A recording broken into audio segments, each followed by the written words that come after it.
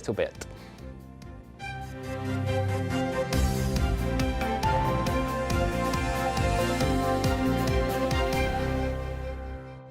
Very good to see. Our top story on this Monday morning is that the Prime Minister has urged the Conservatives to stick by him amid speculation of a plot to oust him as Prime Minister. And this follows speculation over the weekend that some Tories are attempting to use Leader of the House, Penny Mordaunt, as a so-called stalking horse candidate to trigger a leadership race. The rumour has forced Number 10's hand. They've issued a statement to MPs last night where the PM told backbenchers, and I quote, the economy is turning a corner, and urged them to hold their nerve despite the Conservative Party's dire poll ratings. Well, joining us now for some analysis is the political commentator Peter Spence. Good morning to you. We're going to be hearing from the Prime Minister today. He's going to want to talk about apprenticeships and whatever else is today's plan. But quite frankly, all anyone will be thinking about is the absolutely devastating week that he's managed to survive through, and a weekend where there seem to be yet again leadership rumours. Oh, yes. I mean, can I presage my remarks by saying how much I'm enjoying the green that you're both wearing on this day of all days? Yeah, I mean, the point about this is that news is not what happened, it's what is reported. So it doesn't really make much difference what Sunak has to say. And indeed, it's unfortunate from his point of view that it does look like inflation is about to go down to around 2%, which is a key objective and which will make a difference, because that's going to be drowned out, as it already is, by this positively Machiavellian slew of speculation about Sunak's future and who might potentially replace him. I mean, to my mind, it's cuckoo land. You know that if they were to replace him at this stage, it wouldn't be so much a case of them and ultimately getting voted as laughed out of office. Well, I mean, Peter, at the end of the day, all of this is about, he thinks it's about policy, and he's a great number cruncher and all that, and he'll stick to what's there. There's no charisma. There's no get up and go. There's nothing that's going to make them stand in the aisles and cheer him on, and he just doesn't get it. That indeed is the problem. Remember, he's been an MP for less than a decade. His background is finance, which is a fabulous skill set for the job of the Chancellor of the Exchequer. And it's worth remembering Dishy Rishi and the furlough scheme, how the nation applauded that extremely brave move on his part, saving millions of us from destitution. But you need a different skill set for when you are the Prime Minister. You need political savvy, and that is something that he so lamentably lacks. And it comes to the fore again and again. It came to. I mean, let's take for example the controversy over Frank Hester, the Tory mega donor who's given 10 or 15 million pounds, whatever it is, to the Tory party, and then it emerges that he's come up with something egregiously misogynistic and racist. Now, first of all, Sunak said, "Oh well, he's been a bit naughty, but he has said he's sorry." But then you get an old stager like Chris Patten, one-time Tory chairman, who just said, "Look, you can't take 10 million smackers off someone who's come out with a racist comment. It's an open and shut case," as indeed it probably is, and it should have been for Sunak too.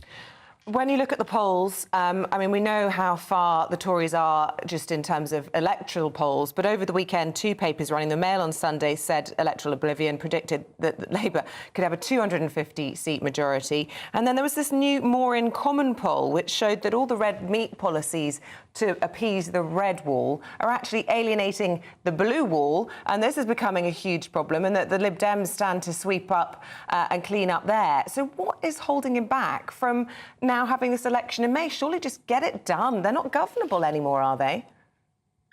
Actually, that's an interesting point, Isabel. No, I mean, I don't think they are governable, and because I've sort of been around since Noah was in his ark, it seems only yesterday that the Labour Party lurched to the left and the STP was formed. Now, okay, a gang of four, it didn't do them any favours in the end, but at least there was an honesty there that Rishi Sunak is trying to run a party which actually isn't a party.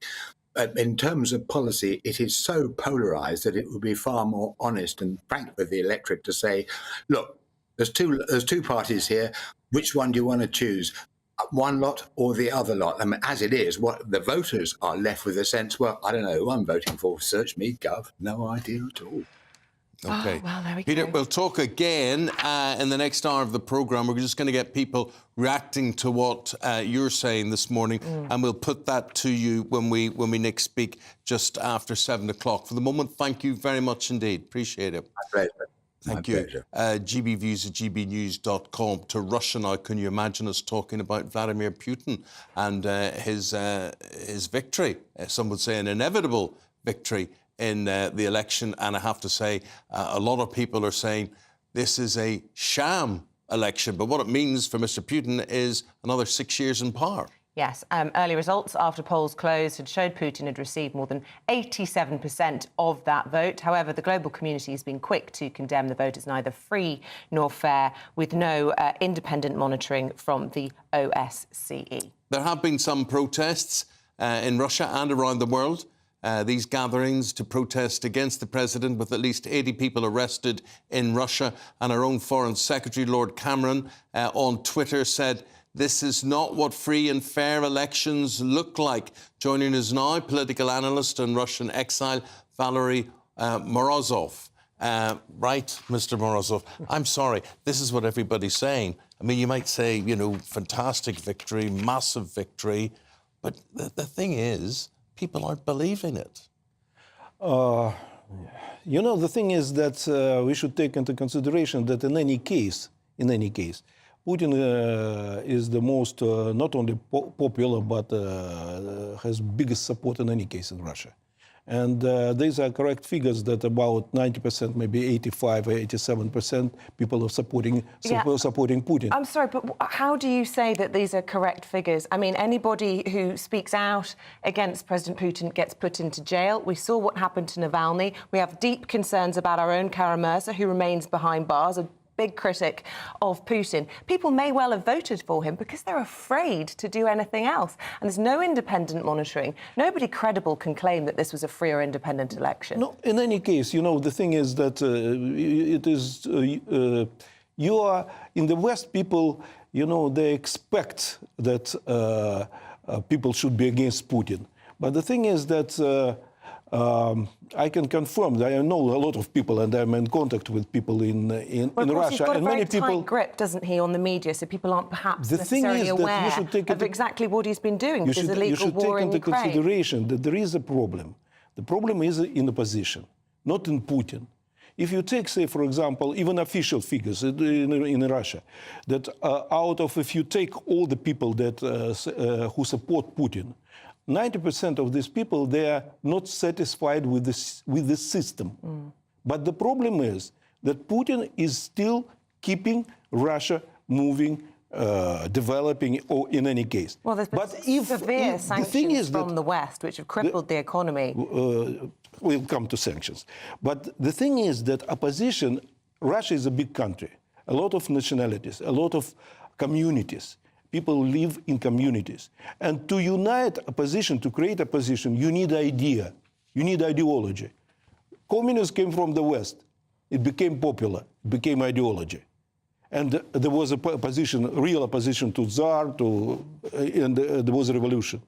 But nowadays, there is no ideology. And everybody in Russia is looking for ideology. All these people in the, say, for example, in opposition, they look funny, most of them funny. You know, say, for example, the second position is the communist. He got 4.5%. He's an old guy, older than Putin. He's nobody. The second guy is from New People Party, just created. He's a producer of creams and... But as Isabel said, a lot of people are frightened to stand against him and have a profile in case they end up gone, or chucked out a window. No, the thing is that the problem is that I was not in opposition, I was not in politics, but I was fighting against corruption, and the whole anti-corruption campaign started with my case. I was the only one, and still only one, who started criminal investigation, official criminal investigation You against... must be devastated about what happened to Navalny in your country. Oh, The ultimate Navalny, anti-corruption campaign. You know, the thing is that Navalny, I knew Navalny, actually, you know, I was even proposed to to start as a, politician on this anti-corruption campaign, but I had real problems with corruption, and I had real problems, conflicts real, and there was a real threats to my life. And I told at that time how Navalny appeared. I told, take the young guy, appoint him who has no conflict, but you should take into consideration that it is not possible in Russia in the 90s, it was not possible, or beginning of 2000, to work without facing corruption. If you are not... That was obviously under Putin. Under Yeltsin it was more. I had first, my conflict was 1993, Grand Kremlin construction. And my customer, and I was the general manager of American corporation, and my customer was Federal Service of Guards, the Kremlin Guards. And there was a corruption case. Coming back to Putin, I mean, sixth term, you don't see that in any other democratic nation, and you see it most often in the West, where after at least 2 terms... That's what I'm telling. There is no alternative. There is no alternative. If you ask me... No, there is no alternative. There is no people who have ideas, other ideas. You have Putin. Russia is now, if you compare the development of Russia, for example, from January 2023 to this January, it is 4.6% development, in spite of the sanctions. Why do people think? What is the reason for being in Ukraine? How are they told, or how do they accept why the country has invaded Ukraine? Invasion of Ukraine was a grave mistake by Putin. But the problem is, not the problem, but he managed, and he was forced or framed, because even from people inside in Russia who wanted him to get into Ukraine and as a trap. Yeah.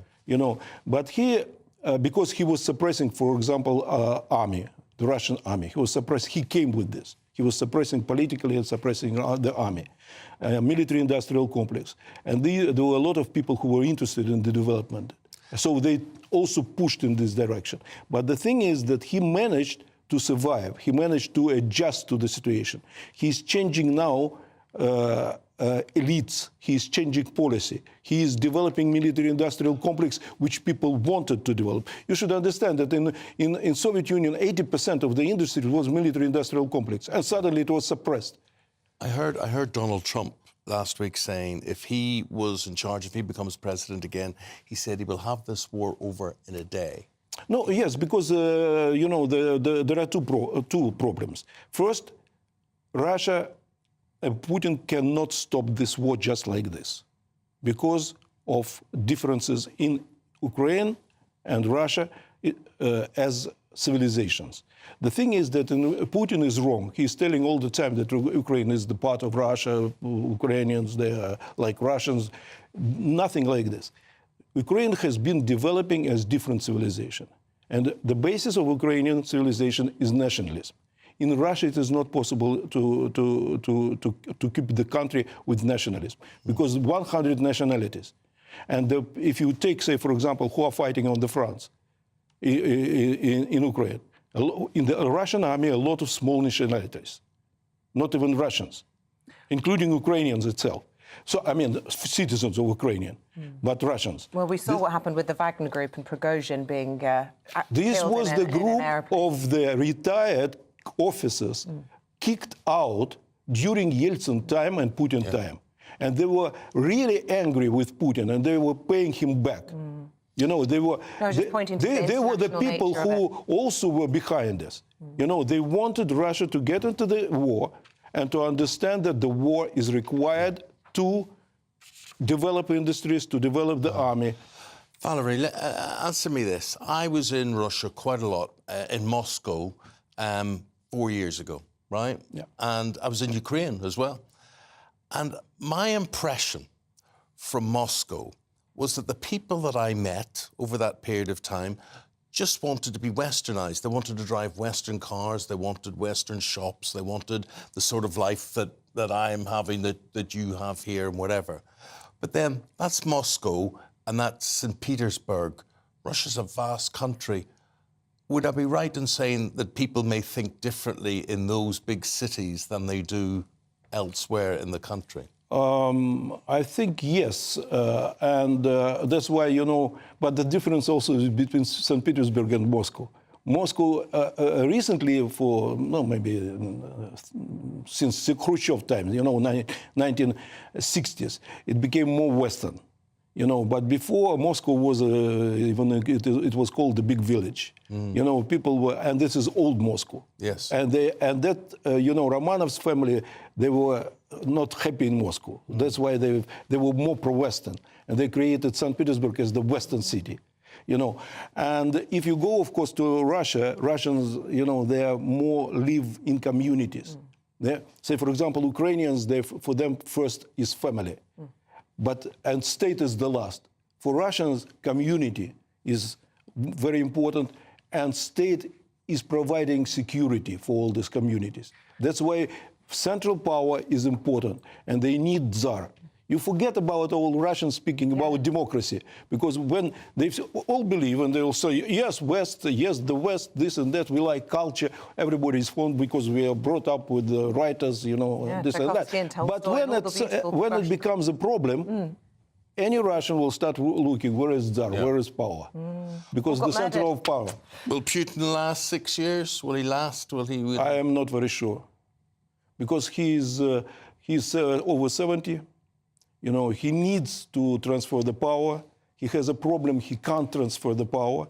And that is also you should take into consideration with these elections. He needs a second guy in politics. The guy who can be trusted, who can control Russia, who can start developing it, maybe with the West, in collaboration with the West. Putin is very pro-Western.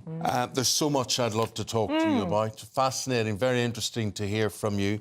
Valerie Morozov, thank you very much indeed for your insight, for your interpretation, for your analysis of all of that.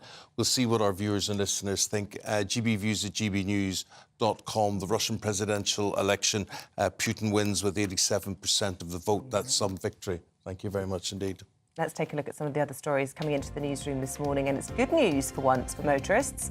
The M25 in Surrey reopened last night, 8 hours ahead of schedule after a weekend of driver disruption. Work began on Friday to demolish a bridge and install a new gantry, leading to miles long of tailbacks in Surrey. It was the motorway's first daytime closure since it opened in 1986. But they opened it ahead of schedule.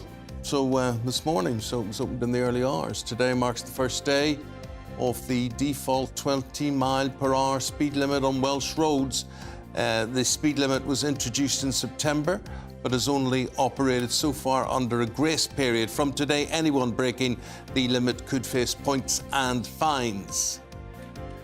And a state of emergency has been declared in southern Iceland due to the volcanic eruption on the Reykjanes Peninsula, the fourth since December, and the eruptions following weeks of warnings from the Met Office that magma was accumulating under the ground, making an eruption likely. The eruption site is near Grindavik, a coastal town of 3,800 people, and that's about 30 miles southwest of the capital, Reykjavik.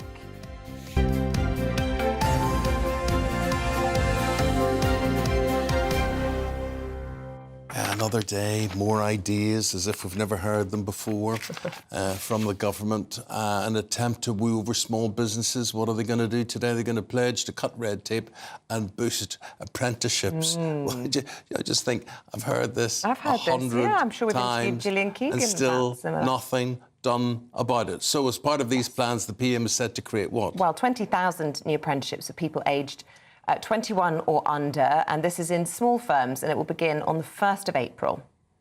But do those plans go far enough to support business? Joining me now, builder and founder of PBK Development, that's Kazim Ali Balagun, who joins us now. Kazim, what does this mean? We're just saying we've heard it all before. It's not rocket science. Why does it seem to take, just such a long period to do anything about this? I think that's exactly right, that we have heard it all before. It's been spoken about for the longest amount of time. If we look at our pay slips, we'll see that, in terms of there's already been a tax for the longest amount of time at 0.5%. And it's just a case of we need implementation rather than just statements. Talk. Exactly that. Yeah. What areas, you look at your business and I would have just thought all these things exist. Mm-hmm. What are they proposing that is going to make this more simple? And has this got to do with fallout from Brexit and the availability or lack of availability of staff and workers?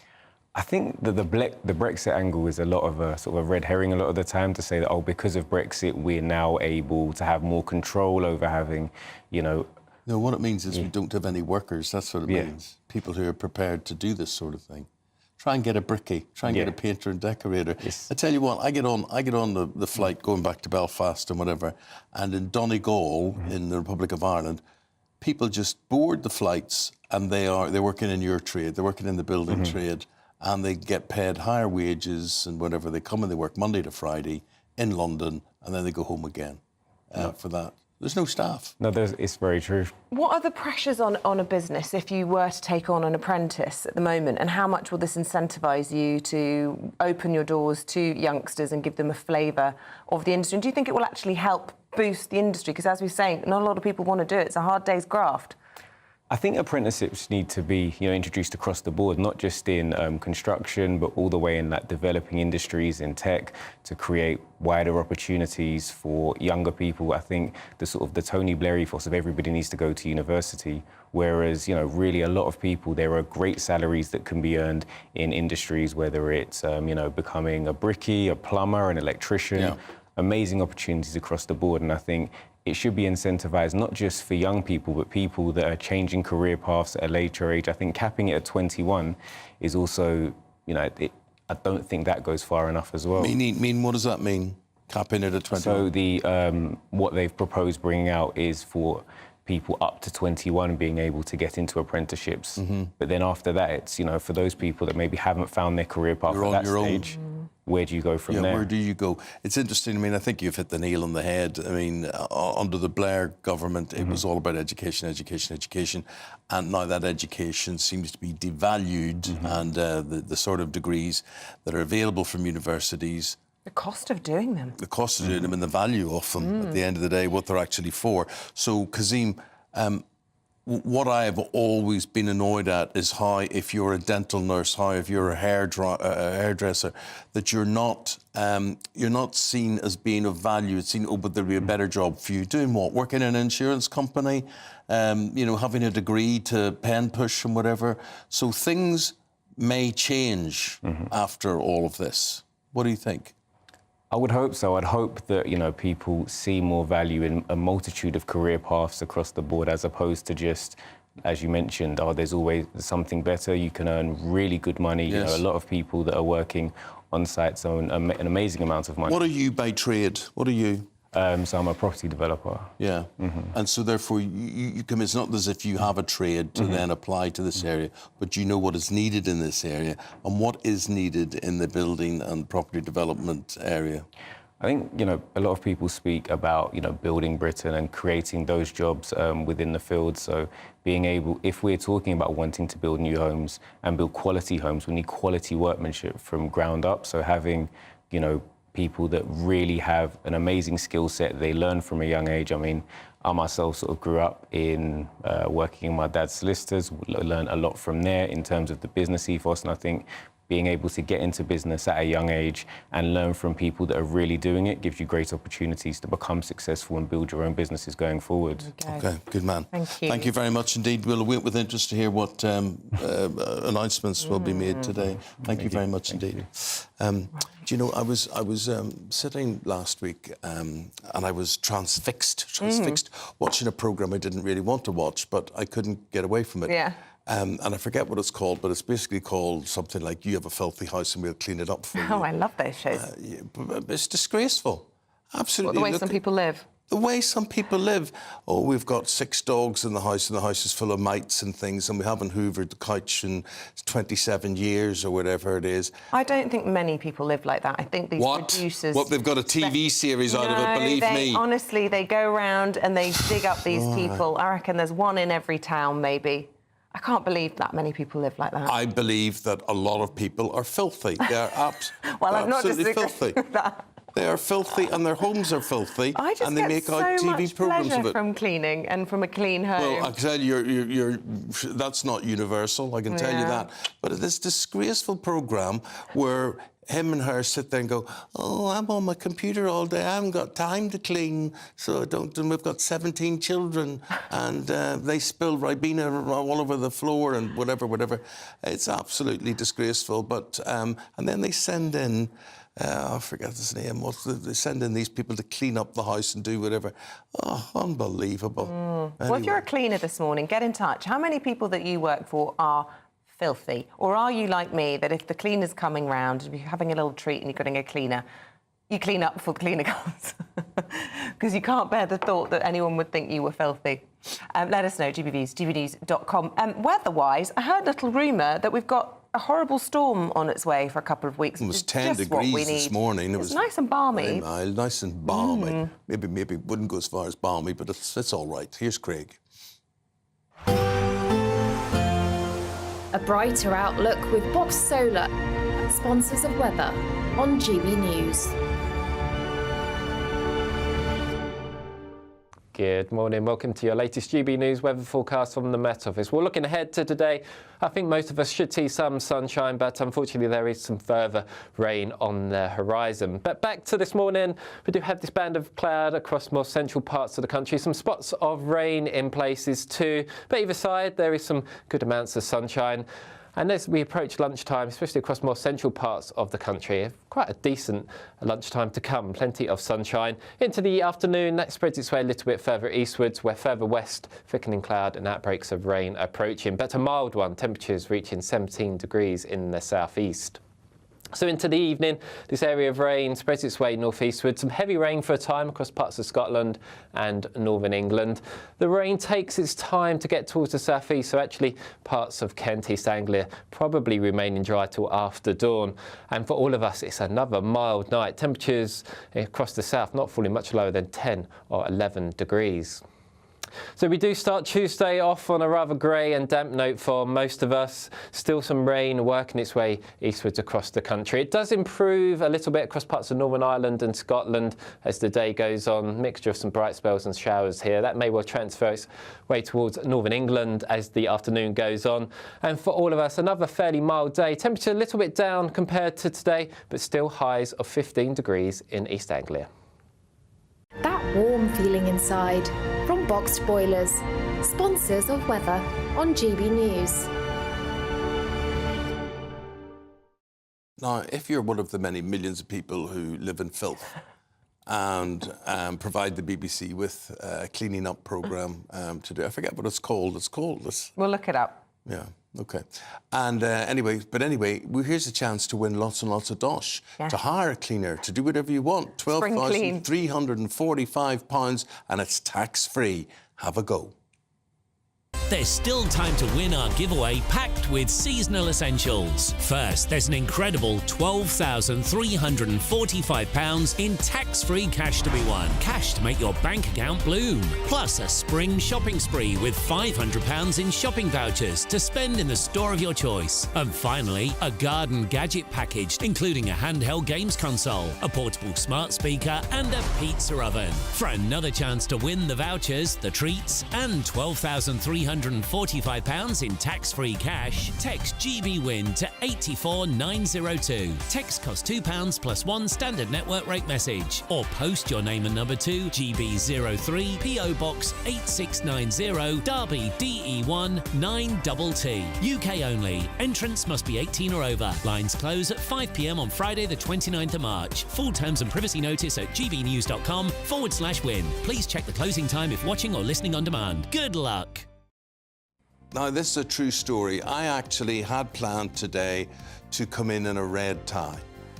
club tie, Manchester United tie. So proud am I. Happy for the first time in Not ages. happy, over the I'm football. proud. I'm proud. I was emotional yesterday. Absolutely amazing. Did you cry? I could have. There were tears welling up there, tears of joy, of ecstasy. It was incredible. But actually, I have a broken shoulder, so I can't lift up my collar and do it. So anyway, I was stuck with green because Isabel told me to wear green today because... I was trying to appease my favourite Irishman, but that's the thanks you get. So anyway, Mr. Paul... Didn't get the memo. Nobody told me about the green. Sorry. Oh, don't worry about it. I would have made more of an effort had I known. Don't worry about it. It's a mad world, they're saying in the back of the papers. This lad was called a mad who scored the winner. Diallo, yeah, I mean, it was. And so Liverpool fans are pretty unhappy. Manchester United fans are extremely happy, and a happy Eamonn makes us very happy. Oh, well, but it was a brilliant tie. It was. I mean, this is what football's all about. For those people that keep trying to say, this is, you've got to watch football, that was what it was all about. What a great day. Coventry on Saturday. Absolutely. Coventry beating Wolves. You've got Chelsea, that amazing game, and now Manchester United. We'll do it all in a second. OK, let's see if we can squeeze it all in.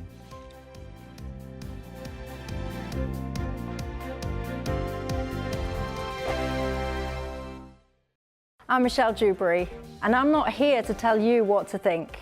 I'd much rather hear what you have to say. So, send in your opinions to gbviews@gbnews.com. Keep them clean, and you never know, I might read them out.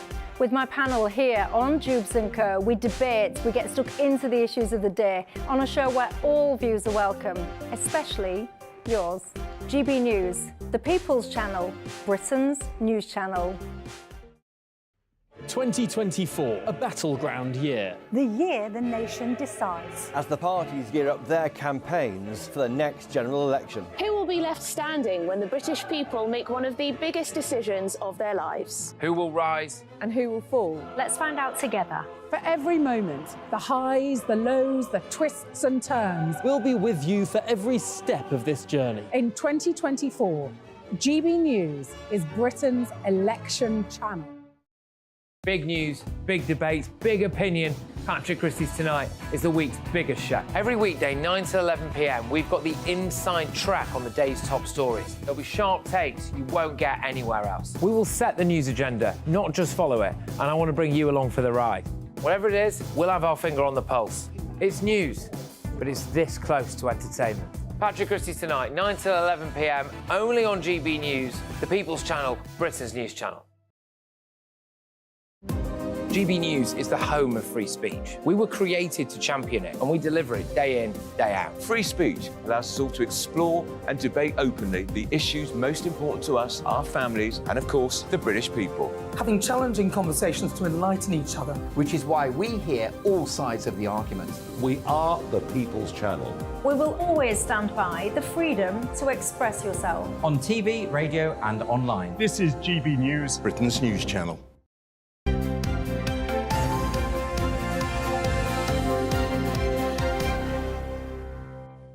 There now follows a public information announcement. The FA Cup is just set. Just gorgeous. Gorgeous. Honestly, I don't want to sound patronising in any way, but just look at your little face. Honestly, you look so happy and cheerful. I wasn't expecting to win. I thought, and when we went one up against Liverpool, I thought we'll just annoyed them now, and they're going to hurt us for that. They're going to get angry. They did, and they go 2-1, and then they go 3-2 at some stage as well. And then to lose, for United to come back 4-3, and this is not a full-strength United team, but this was amazing. It is a mad world. It is. It is a mad world. Amad Diallo. So he's 21 years old, from the Ivory Coast, scored the winner right at the very end. See, the thing is, this is what made it so great. Well, he got sent off. It's not that bit, but before. Even in 90 minutes, to score the equaliser, which was like the 89th minute, then we go into extra time, then Liverpool score, and you think, oh, well, that's it, Liverpool going to win now. And then Manchester United come back, and you know what it shows? I don't know whether it shows shows the fact that United have got this within them to be able to do something, or the fact that as a Manchester United fan, you should be thinking, well, why don't they do this every week? Because they showed passion, they played well, everything was terrific about it. And it was just such a great FA Cup tie, wasn't it? It was a throwback. How did Jurgen Klopp take it? Well, he was interviewed afterwards, and he was OK, and then he was interviewed and he was obviously very unhappy because, you know, it's his last season. So then he was interviewed by Norwegian TV, and this is the clip of Klopp. Have a listen. Normally, intensity is the name of your game, so how come it became so difficult in extra time? A bit of a dumb question, I have to say, because when you see us that often, if you never saw us, then you can ask how can they have more resources. We played, I don't know how many games recently, I don't know how many games United exactly played. That's sport. Yeah, I'm really disappointed about that question, but you thought obviously it's good. So too many games, so... I don't think that. Come on, you are obviously not in a great shape, and I have no nerves for you. No space. I have a question talking about, are you really, what's wrong with you? What did you want now? Can I just say, this is why I could never, ever be a sports reporter. I speak to so many sports reporters who have to play this game of buttering up whoever they're talking to. That was not a dumb question. That was perfectly... It really annoys me. I'll be honest with you, Isabel. Do you know what I would have said? And this is absolutely true. Had he said that to me after that interview? Ooh, that's what I would have done. What's the matter with you? And it just makes himself look silly. It does, because it was not a bad question. He just reacts badly, and this is what he often does. But the thing is, yes, and he won't do it to the big boys that they feel they're paying the big money to, or they're under an onus to support in terms of sponsorship. Good. So the thing is, the lad who was asking the question there, he will not be supported by his bosses, by station controllers, whatever, because it's all down to money, and it's how much they pay for the interview and whatever. And the interviews are boring anyway. And they all just say the same thing all the time. That's the thing. But anyway, he was walloped. He was. There was a friend of mine. There was a friend of mine that was on TV recently, and this is on British TV, on Sports TV, and he interviewed Jurgen Klopp. And then he got both barrels. And I sent him a message. I said, look, and he was even questioning himself, thinking, maybe my question... I said, there was nothing wrong with your question. But that's what's so insipid about it, is that it makes that person... It's gaslighting, the definition of gaslighting, isn't Absolutely. it? Anyway, the other guy... My big worry about Jurgen Klopp is... I mean, he earns 10 million quid a year, whatever. Why would he get teeth that fit so badly? But that is, honestly, it really gets me, that why could he not just get...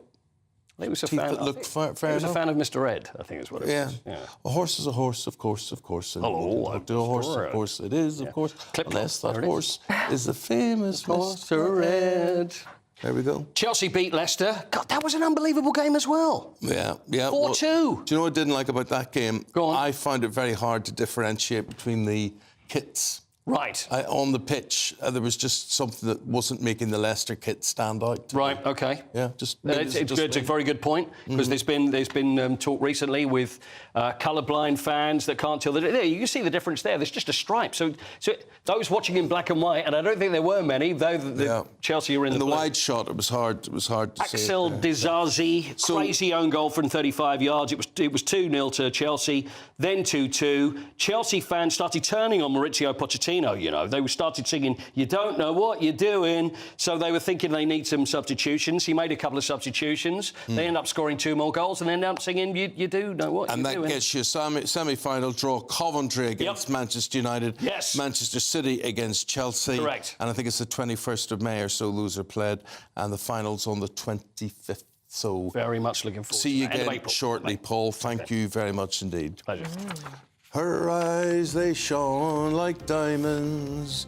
She thought she was queen of the land. I don't know this one. And her hair hung over her shoulders, tied up with a black velvet band. Just had a swear we're in green. Yes, nice Irish lilt. +1. By the way, whilst we're on the sport, I can't believe you didn't mention that Ireland won the Six Nations yesterday. That's old news. Wales losing, getting the wooden spoon yesterday. Oh, that's old news. That's old news. Six Nations was yesterday, finished yesterday. Anyway. I think the Six Nations... How does Warren Gatland hold on to his job? Well, he did say, "I'll step away." Hold on. Say no. Yeah, but why? Why would you keep him? I mean, in fairness, nobody loses to Italy. Yes, that's true. France nearly did, but they didn't. But they had a man. And Scotland did as well. That's Anyway, well, Ireland didn't know. If you're Welsh, what do you think about that? gbviews@gbnews.com. Still to come.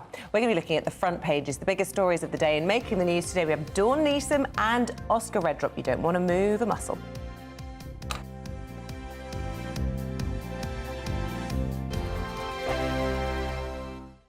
Dubes & Co.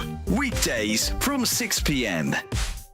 Get this right, we all know by now, don't we, that so many NHS workers are abused by people that they're trying to help. We'll all agree that that is pretty damn disgraceful, but what do we do about it? Because now some London hospitals are looking at whether or not they should be able to ban people that do this for a year from those hospital facilities. Is that the way forward? Daniel, do you like this? No abuse, no excuse, that is the campaign? There's no other choice for most people. It's either the NHS or nothing.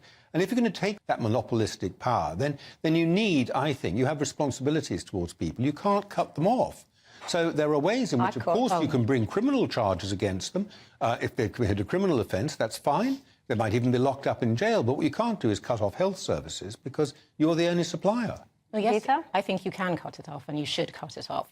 London is very different from everywhere else, and it goes back to a conversation about immigration. The majority of nurses in London are either African or Filipino, and it harks back to their nature and their culture. When you're younger, your parents look after you. When you're older, you look after them. They don't go into homes. So there's a way that a threshold of tolerance they have that is above and beyond most people. So, because I found like when I was younger, most of the nurses were white. Now they work in hospitals in Ascot and Somerset. London is the war zone. I have seen horrific things happen to nurses, and they stay. They show up for work. There's a protection they are owed, beyond owed. And if you abuse something that's offered to you as a part of your citizenship, there should be a penalty for that. For the same reason, you're obliged to use it. There's no offer involved in the NHS. But there is an offer, because at the end of the day, like you earn it, you figure out how to get money and go private. So just because you've created something that gives you no, it's easy. If it's that's easy, an impossible solution. They've created something that's kind and easy and beneficial to all, indeed. But it's a good thing for all. Do not abuse it. That simple. GB News is the home of free speech. We were created to champion it, and we deliver it day in, day out. Free speech allows us all to explore and debate openly the issues most important to us, our families, and of course, the British people. Having challenging conversations to enlighten each other. Which is why we hear all sides of the argument. We are the People's Channel. We will always stand by the freedom to express yourself. On TV, radio and online. This is GB News, Britain's news channel.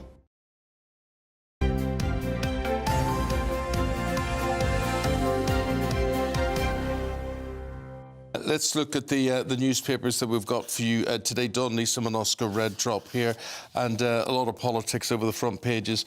Dawn, a plot to oust the Prime Minister. Yes, indeed. I mean, if you're Rishi Sunak, you wouldn't want to be waking up pretty much any day and thinking, oh, my God, this is going to be a good day. The Sunday papers were full of their plots, and today's papers are not much better. Evidently, we have... lots of people who think he should be out, the right wing of the party, the centre of the party and the left wing of the party. They've all had access to, we're not referring to the latest poll, which is absolutely catastrophic. Catastrophic, absolutely. And Penny Mordaunt is topped the most recent poll of cabinet ministers with Tory grassroots to take over from Rishi Sunak. And last night, they were so worried about the situation and the division in the party that they actually issued a statement saying, the economy is turning a corner, hold your nerve, basically. Despite the polls, despite the dire rating, the only thing Rishi Sunak has got going for him is the economy does seem to be improving slightly. It did seem to grow in January, didn't it? Yes. And we've got inflation figures out this week. If he can ride through possible rebellion on the Rwanda bill, which is back in the Commons this week, might he be able to get things back on track, or is the writing on the wall for Sunak? It's a real rock and a hard place. The talk of a summer/May election, in fairness to Rishi number 10, and I think actually in fairness to the majority of Tory MPs, makes absolutely no sense at all. I think the only strategy that you could plausibly come together on is, as we've just gone through there, is hold your nerve, absolutely batten down the hatches, pray for some bizarre miracle, and actually hope that economy turns. Very interestingly, though, a lot of people said it was his worst week as PM last week, and I do think that probably does slightly coincide with the budget. Because the budget came and went and zero cut through. There's some really interesting polling in terms of what voters pick up on in the media and what they talk about and what they find engaging. And the budget was nowhere to be seen. Well, there was no bounce back, was there? And I think that left MPs looking at each other going, there was no rabbit. There was no little bit of momentum shift that we're all just praying for. It just didn't come. Who could have magicked up a rabbit? That's my question. Is it? That's why I say rock and a hard Anybody magic up a rabbit at this Anybody point? can do it. I He can don't know spend if I what he buy wants. He that. can make the country go even more broke than it is. Well, exactly. Because he's got trying to nothing be else to credible. lose. Where he does not grab it, where he does not get it. I watched Country File last night, as I do on a Sunday. What was their main item on last night? Terrible weather and the Dentistry. Right. Areas, right? Now, basically, you look at something like dentistry, and I just cannot go into how bad the situation is. On the front of one of the papers this It's in the front of the Mirror. Oh, right, yeah. Dark Ages dentistry, they say, scale of horror revealed as 200,000 back a protest.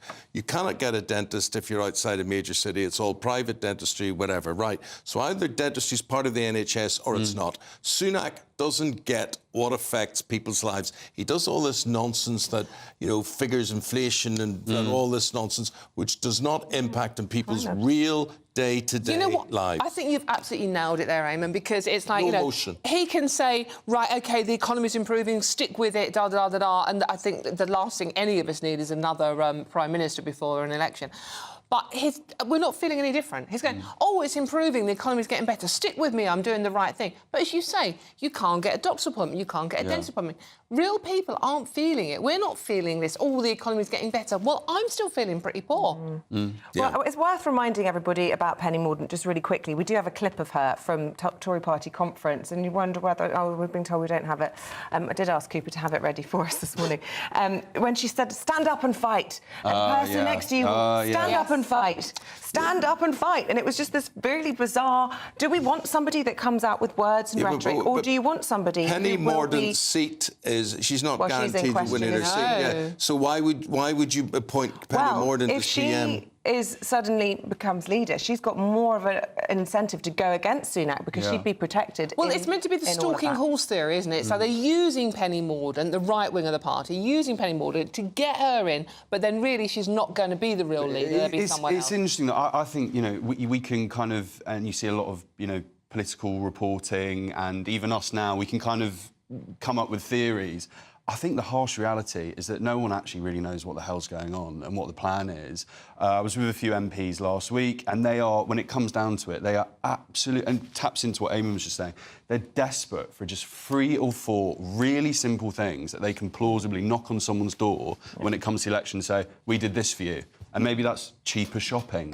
Or it can come down to the most simple stuff, but they're just desperate for that, the longer they and it's not leave there. it, the further away that goes in the sense that they're going to be decimated in the local elections, according to the polls. You're going to have more illegal crossings over the summer, possibly not going to get a flight off to Rwanda. I personally, if I was in a special advisor role, would be saying, go now, let's get this done, because, cut your losses. No, you wouldn't go now. It'd still be hammered. You wait, it stretches But it they're out. ungovernable. I mean, how many more by-elections Sorry, do if you want, or if I was defections? Prime Minister, I would say, I'll have this job for as long as I can possibly have it. But he can't be enjoying it. I imagine there are MPs. But it's better than being out of a job, isn't it? Which is what he's going to be. He wasn't having a good week last week, was he, though? I mean, he just proved himself to be incredibly indecisive. I mean, you had the whole Lee Anderson thing, you had the racism row, and there was so much... And nothing really... there's no movement, there's no... What were we talking about? Football managers. I was just going to say, we're both West Ham. Yeah, and there was no drive. Come on, let's do this. It was just like, well, the economy's OK. Oh. Oh, dear. OK, what do you make of what went on in Russia? Tens of thousands of Russians turned out. Putin wins 87% is the poll total for him. Was it ever going to be anything else, guys? Well, he's gone full on Stalin, hasn't he, basically? I mean, there were 3 other nominal candidates on the voting paper, but I mean there was no. I mean, what was it? 87.8% of the vote went to Putin. Well, and the others better be very careful when they stand near windows or have a cup of tea. It's just like it was a show election, wasn't it? I mean, it was a foregone conclusion, demonstrating to the West that he is a fair leader. I mean, it's absolute rubbish. And our Defence Secretary used exactly the same language as you did there, Dawn. The That's modern day. For me, more than him. I don't know who's more. Who should be more concerned by that, but a modern day Stalin, exactly that. And I think it should do for voters, for the government in this country. Watching him on that stage, winning that election, should be a reminder, and that we can absolutely continue to support Ukraine. You know what, the interesting thing about this story as well, it's actually the 10th anniversary of annexing Crimea today. Is it? Yeah, absolutely. And we did nothing then, Isabel. I know, well, that was half of the problem that we're facing by today. And watched, but and we're it's also like... getting tired of what's happening in Ukraine, and that is why, we're in more... It's very easy for the Defence Secretary to come out and say all of that, but actually he failed to get more defence spending out of the Chancellor in the budget, didn't he? And he's just had his jet blocked, a Russian missile threat whilst he was in Ukraine. I mean, he personally knows how dangerous it is. Yeah, and I think to be really uber cynical with the way things are going within the Tory party and all the horses, kind of stalking horses and people having ambitions, I think he actually had quite a good week last week. Grant Shapps. Yeah, he did. Apart from all of the personal threats. Personally bad, but I think... Apart from nearly getting blown up, but I mean... Yeah, cynically, there's something helpful in that for him. Yeah, because he did have a good week. Well, he's in the running as well, though, isn't he? Well, indeed, exactly. How consoled are you both by knowing that the Princess of Wales has been spotted out and about at a local farm shop? Woman goes shopping. That's the splash. Basically, yeah. I mean, obviously, it's Catherine has been spotted at the local farm shop in Windsor. There's no pictures of her, but the eyewitness said she looked healthy and happy. She was there with William. It's her favourite shop, evidently, near to where they live. And it's a sign that she's on the mend, and she is scheduled to go back to work on the 17th of April as the kids go back from their Easter holiday. And basically leave her alone. It's a typical... I think this story on the front page of The Sun is a typical puff from the palace saying, you know, she's doing fine. Can we just get rid of some of the rumours, the mad rumours that are going about Catherine's? Obviously, we had the Mother's Day picture last week. The one thing I would say, though, if I was working in the, comms for the royal family, I would find the use of the picture of Kate that isn't from the event in question. I think that was autumn 2023. I'd be like, guys, that is doing us no favours at all. Eamonn said Just help us out here. Because the conspiracy rumours are 99.9% of them completely ridiculous.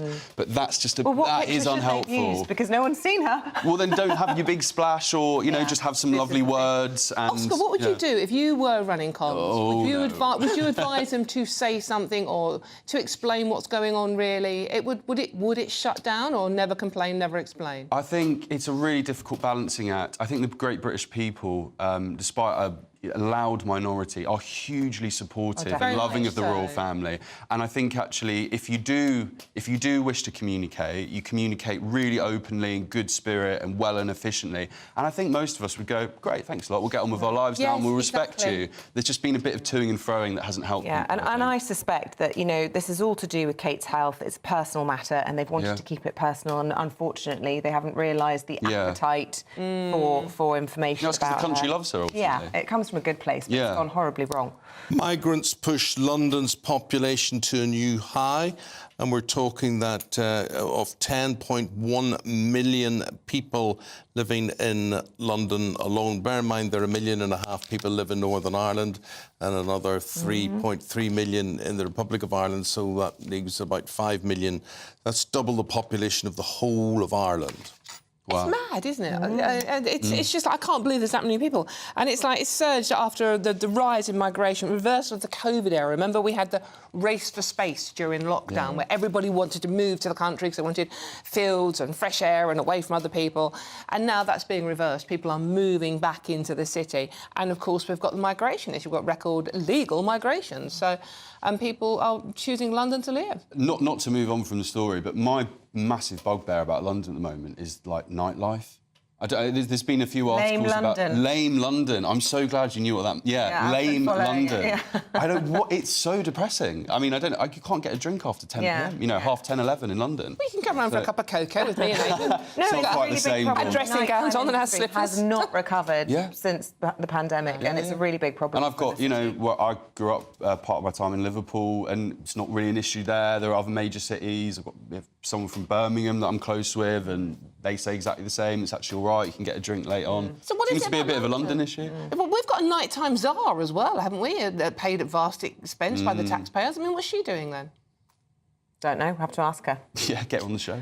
Ants are a tasty source of food, Dawn. Come to my house. I've just found some. Are we out of time? Yeah. Oh, right. We're out of time. Sorry. More ants later. Oh, we've got 25 seconds. Save that for next hour. OK, guys, thank you both very much indeed. That's Dawn Neeson and Oscar Reddrop there. Your views, gbviews@gbnews.com. Glasses gone. Here's Craig Snell with your weather forecast. A brighter outlook with Box Solar, sponsors of weather on GB News. Good morning, welcome to your latest GB News weather forecast from the Met Office. We're looking ahead to today. I think most of us should see some sunshine, but unfortunately there is some further rain on the horizon. But back to this morning, we do have this band of cloud across more central parts of the country, some spots of rain in places too. But either side, there is some good amounts of sunshine. And as we approach lunchtime, especially across more central parts of the country, quite a decent lunchtime to come, plenty of sunshine. Into the afternoon, that spreads its way a little bit further eastwards, where further west, thickening cloud and outbreaks of rain approaching, but a mild one, temperatures reaching 17 degrees in the southeast.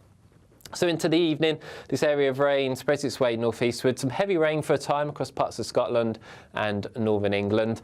The rain takes its time to get towards the southeast, so actually parts of Kent, East Anglia probably remaining dry till after dawn. And for all of us, it's another mild night. Temperatures across the south not falling much lower than 10 or 11 degrees. So we do start Tuesday off on a rather grey and damp note for most of us. Still some rain working its way eastwards across the country. It does improve a little bit across parts of Northern Ireland and Scotland as the day goes on. Mixture of some bright spells and showers here. That may well transfer its way towards Northern England as the afternoon goes on. And for all of us, another fairly mild day. Temperature a little bit down compared to today, but still highs of 15 degrees in East Anglia. That warm feeling inside from Boxed Boilers, sponsors of weather on GB News.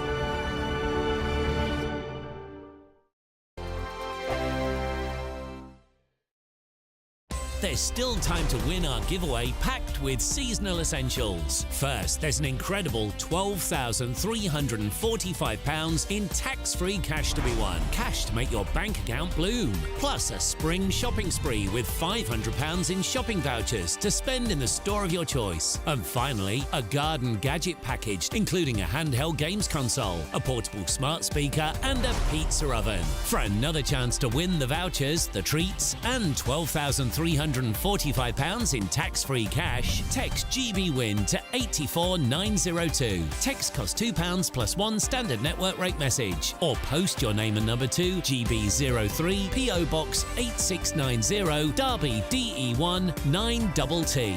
UK only. Entrance must be 18 or over. Lines close at 5 p.m. on Friday the 29th of March. Full terms and privacy notice at gbnews.com/win. Please check the closing time if watching or listening on demand. Good luck. Good afternoon, Britain. Good afternoon, Britain. Weekdays from midday, we bring you the most compelling stories from across the United Kingdom. And why it matters to you. From your doorstep to our inbox. That's right, we want to hear from you. Good afternoon, Britain. Only on GB News, the People's Channel, Britain's news channel. From 10 a.m. every Saturday, we want to make you think and we want to make you laugh. So we will give you all the top stories. Now we start with a story that has shocked the nation this week. But we're also going to make it light and fun and bring some entertainment in to make your Saturday morning nice and restful. Only on GB News, Britain's news channel. Your weekend starts here with Friday Night Live with me, Mark Dolan, 8 till 9 on GB News. Big stories, big guests and big laughs as we get you ready for a cracking weekend. That's Friday Night Live with Mark Dolan. Fridays 8 till 9 on GB News. Bring your own drinks. The admission's free. Wake up to the headlines with Headliners every morning at 5 a.m. We treat you to the day's biggest stories before anyone else, 7 days a week. You can catch up on everything you need to know before you've even had your kippers. Headliners every morning at 5 a.m. only on GB News, the People's Channel, Britain's news channel.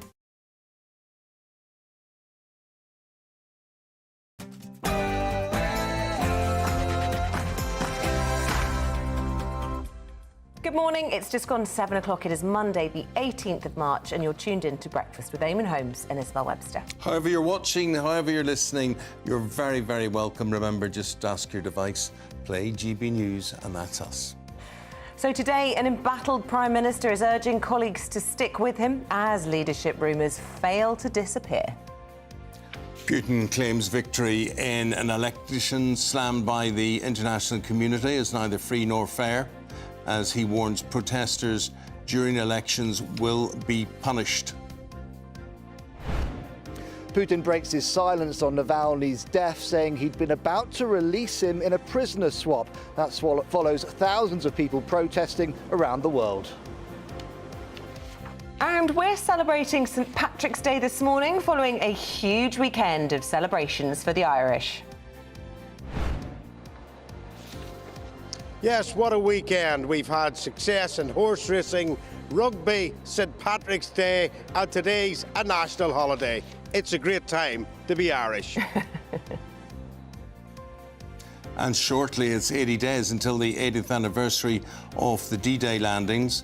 We'll be talking to a father and son duo about their unique way of commemorating the event. Music is involved. And as Doogie said, it has been a great weekend for sport. Two fantastic adverts for the greatest sport in the world as Manchester United and Chelsea go through to the FA Cup semi-finals. Britain's most successful female Olympian of all time has decided to retire today. And from the Players' Championship in Florida, what happens if you stand just a little bit too close to a golfer attempting a very difficult shot? Good morning. It's the spring equinox this week, but will the weather get the message? Find out in a little bit.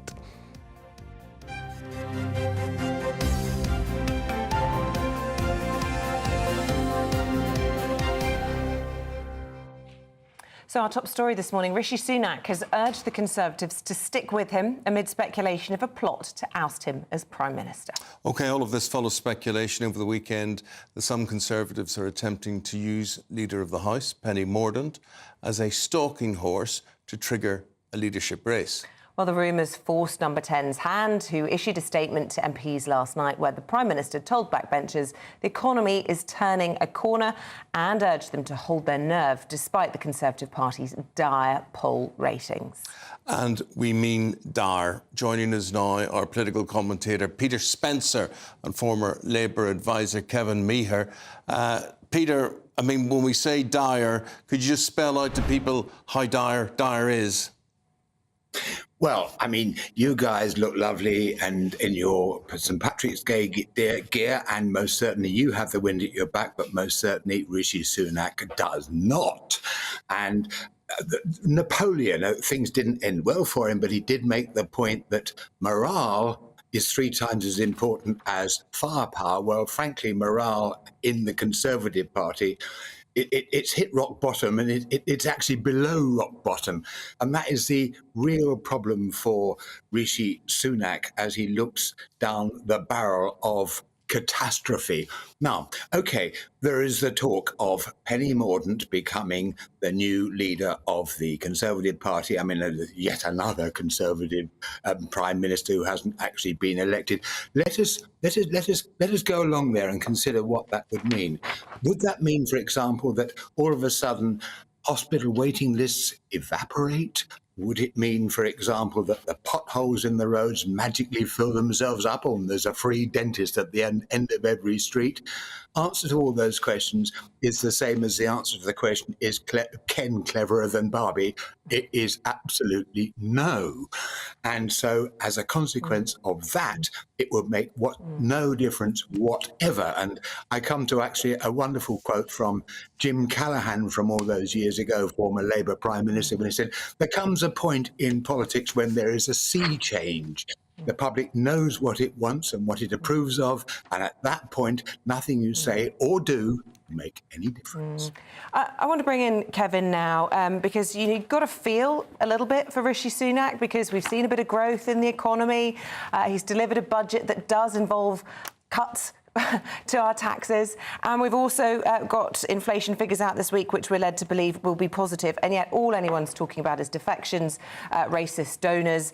And, you know, even one of your policies, the Labour policy, has been stolen by the Conservatives, shooting your funds in a bad way, leaving you in a difficult position. And yet nobody's talking about that. You must be delighted, but feeling rather sorry for Rishi Sunak.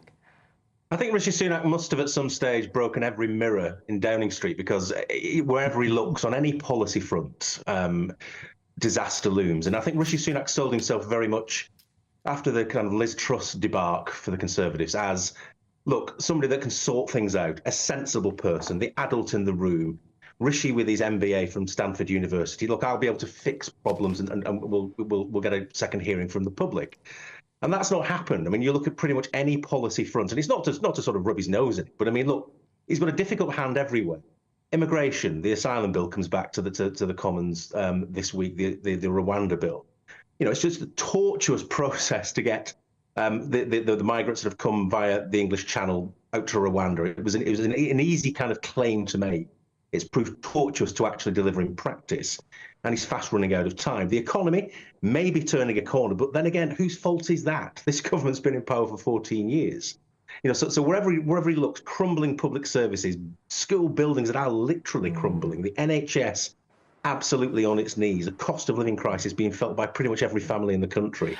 He's not going to get a lot of credit, even if things do start to appear to improve as we go into the spring. Yes, but forgive me for interrupting, but I was just going to say, you know, it's not like Labour is offering an alternative to a lot of those issues. It's not like people will be voting Labour because they think we're going to see our taxes go down, we're going to see the NHS fixed. It isn't about that. It's just they're fed up with the Tories. Isn't that right, Peter? Yes, I think it is absolutely right. And I do entirely take your point, Isabel, that I suspect that assuming that Keir Starmer becomes a Prime Minister in a few months' time, it's safe to assume that his honeymoon with the electorate will be nasty, brutish and short, to coin the phrase, because of the fact stuff is not going to change overnight. And I also take the point that's just been made about Rishi Sunak. It does appear to be a Rishi bashing week, and I'm starting to feel sorry for the bloke, because I think his heart genuinely is in the right place. But unfortunately, he's the leader of the party at the wrong time. When the party is, you know, the splits. I mean, it trades as a broad church, but there's only so broad it can be before the roof caves in, and that's practically where they're at now, which means that he's got an ungovernable party as well as something approaching an ungovernable country. With that business about an ungovernable country, Kevin, the point we're making, not just the economic policies, he's a great man for quoting what's going to happen with currency or what's going to happen with interest rates or whatever. But if the place looks rubbish, it is rubbish. Peter mentioned the potholes in the roads, graffiti, litter, schools crumbling, which you mentioned there. We could go on and on and on. And unless he touches things that people can actually walk out their doors and say, yes, that used to be falling down, but look at it now, it looks really well. Of course he's going to be beaten. It's really difficult because he's got two additional difficulties. Not only has he got a country that's not in a good place, there's a general sense of malaise on any policy issue you want to look at, really. And that's not to be partisan about it. It's just objectively the case. We've got 100 local authorities on the verge of bankruptcy, for example. But the difficulty he's got a party that is now fractious, that doesn't, as Peter pointed out a minute ago, doesn't believe in its marrow that it can actually turn this around and win the next general election. So you start to have a big morale problem. And the difficulty for him is that you know, he's got to try and pep his troops up and sort of say, look, stick with me. We've got a few more months in government because he's running out of time. That's his other big problem. He's only got a few months now left. Look, I can turn this around. I'll probably get some better immigration figures at some stage because of reforms that we made last year. If the economy starts to bounce back a little bit, people perhaps will give us some credit for that.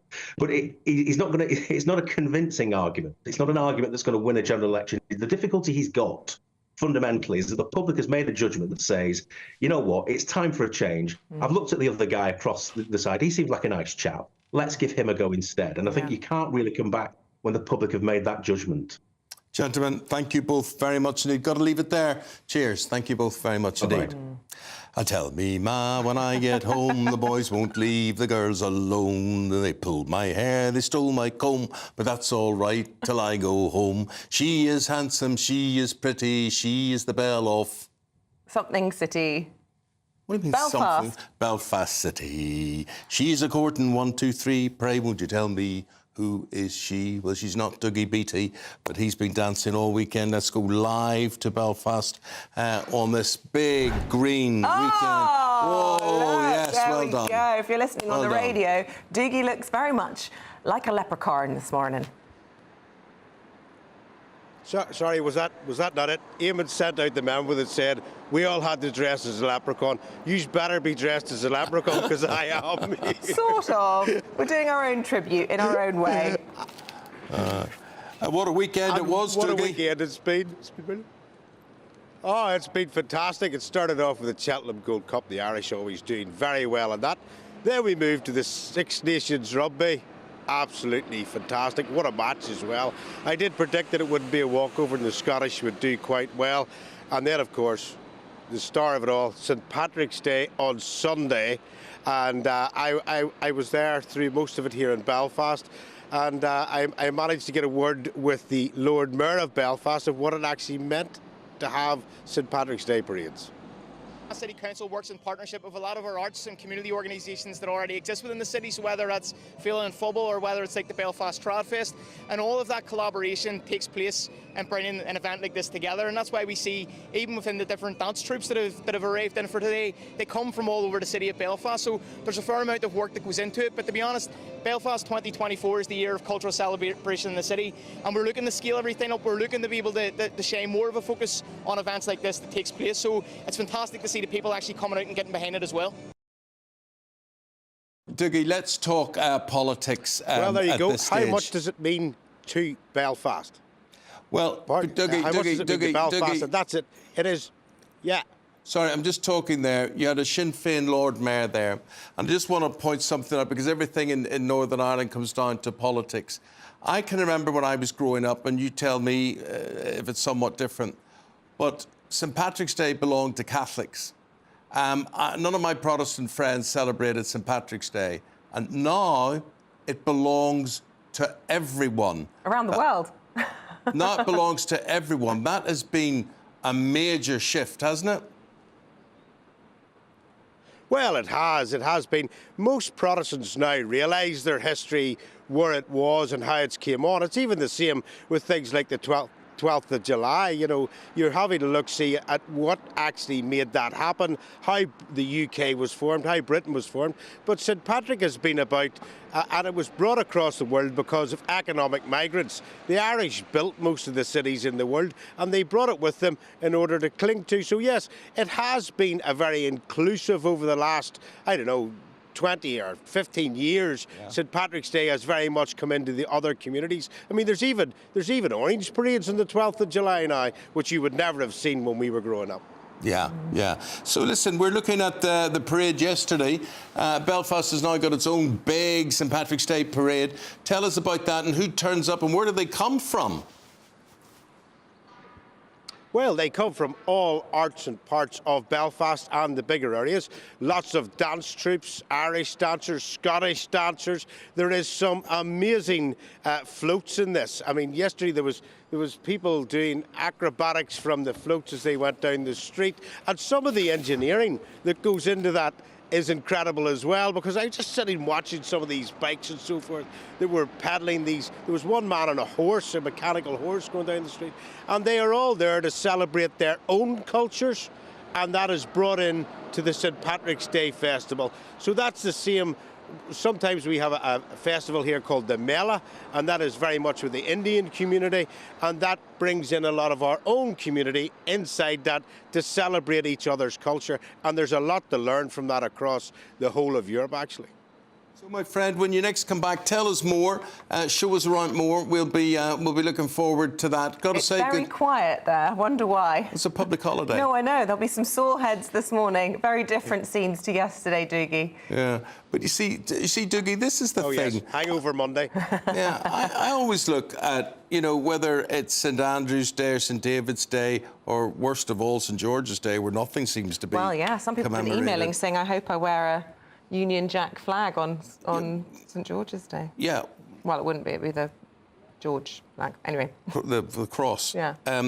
So the point being, of course, Dougie, that we enter into this, and other people are so keen. We're all Irish. Everybody's Irish on the 17th of March. But does it ever mystify you, because it does me, why the other nations don't seem to revel as much as we do? Absolutely, but I've come to the conclusion that St Patrick's Day is right in the middle of Lent, and therefore to give people an excuse to break Lent and have a drink. But I was in here yesterday, and the amount of vox pops that I did with people that were Dutch, Americans, Germans, and they're all here just to see the St Patrick's Day parade. And I just thought to myself, this is amazing. They've came from all over the world to see a parade and enjoy St Patrick's Day. And in fact, most of them have gone on up to the Maiden City today, Derry, London, Derry, to do tours of the walls and so forth. And what a great way of bringing tourism into your country, celebrating your national heritage, and bringing that sort of joy to everybody, and including all the other communities into that parade to make sure that you celebrate everyone's culture. It's a great way to do, and yes, the English are missing out on it. Might be a better idea next time to turn your camera the other way and we see the beautiful City Hall that's right in front of you there. Maybe that'll be something. Just give people a bit of variety. Thanks very much, mate. Thank you. Thank you. It was interesting, Dougie was mentioning Derry yesterday, and those were pictures of streets that are famous around the world for riots on them. And I was noticing yesterday the parades and the happiness and everything. Which is so good to see. Known now for something completely different. So never did I think I would see peace like this in my lifetime. Well, so long may it it's continue. incredible. Speaking of people out on the streets, record numbers of people opposing President Putin, but he has declared victory, inevitable perhaps. Sham elections, they are being described, which has secured him another 6 years in power. Early results after the polls closed showed that he had received more than 87% of the vote. However, internationally, the community has been quick to condemn these results as neither free nor fair. Well, in Russia and around the world, thousands gathered to protest against Putin, with at least 80 people being arrested across Russia. And Lord Cameron, the Foreign Secretary, took to X, or Twitter, saying this is not what free and fair elections should look like. Well, joining us now is GB News reporter Ray Addison, who is at the Russian Embassy in London. Good morning to you. Paint a picture for us, if you will, of the scenes outside the embassy over the weekend and what all of this means, I suppose, for all of us, because this has an impact, doesn't it? And we see Russia and Putin more powerful than ever. Well, yesterday, good morning to you both. Yesterday, we saw hundreds of Russian expats here outside the Russian embassy in London queuing to vote at noon. Now, this was part of a worldwide protest to a symbolic show of force, if you will, at noon to show that they were dissenting against President Putin standing for re-election. And the queues here stretch for about half a mile. We just panned down there. Obviously, we've got no queues here this morning, but that's the lengths that they were going to show their dissent. It's part of this Noon Against Putin demonstration organised by the Russian Democratic Society. Of course, they consider these elections to be illegitimate, not free or fair, because Mr. Putin has been facing 3 candidates from parties who have not criticised his rule nor his invasion of Ukraine. And protesters were also asked to spoil their ballot by checking 2 candidates when they voted. This, of course, all triggered by the death of opposition leader Alexei Navalny in a penal colony in the Arctic last month. And we can see these tributes here directly opposite the embassy, signs saying "spoil your vote," Putin Putin. The Hague is waiting for you. Russian enemies are in the Kremlin, and other similar signs as well. Do not let misery win as well. And the crowd that was queuing up outside the embassy here to vote chanted, "Putin is a killer." Now, of course, Vladimir Putin has picked up on all of this opposition. It hasn't just been happening here in London, it's been happening at locations around the world. And we saw those noon votes as well taking place in Russia, very much encouraged by the widow of Alexei Navalny. And Mr. Putin has sort of broken his silence on this issue in a news conference in the last few hours following that vote. He called the death of Alexei Navalny an unfortunate incident, and he actually claimed that he'd been ready to release Navalny in a prisoner swap. And I think that's a real good indication that he's seen the size of these protests, and of course, presumably he won't be undeterred. However, he feels that he has to address them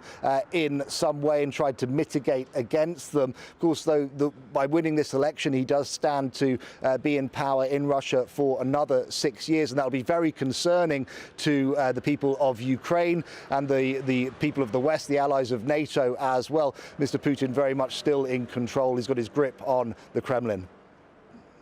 Thanks very much indeed. We'll leave it there. Thank you. Right, the weather situation, just looking today, as you can see, it's a bit grey outside, but it's not cold. It's 10 degrees out there. What can Craig Snell add to all of that? Let's have a look.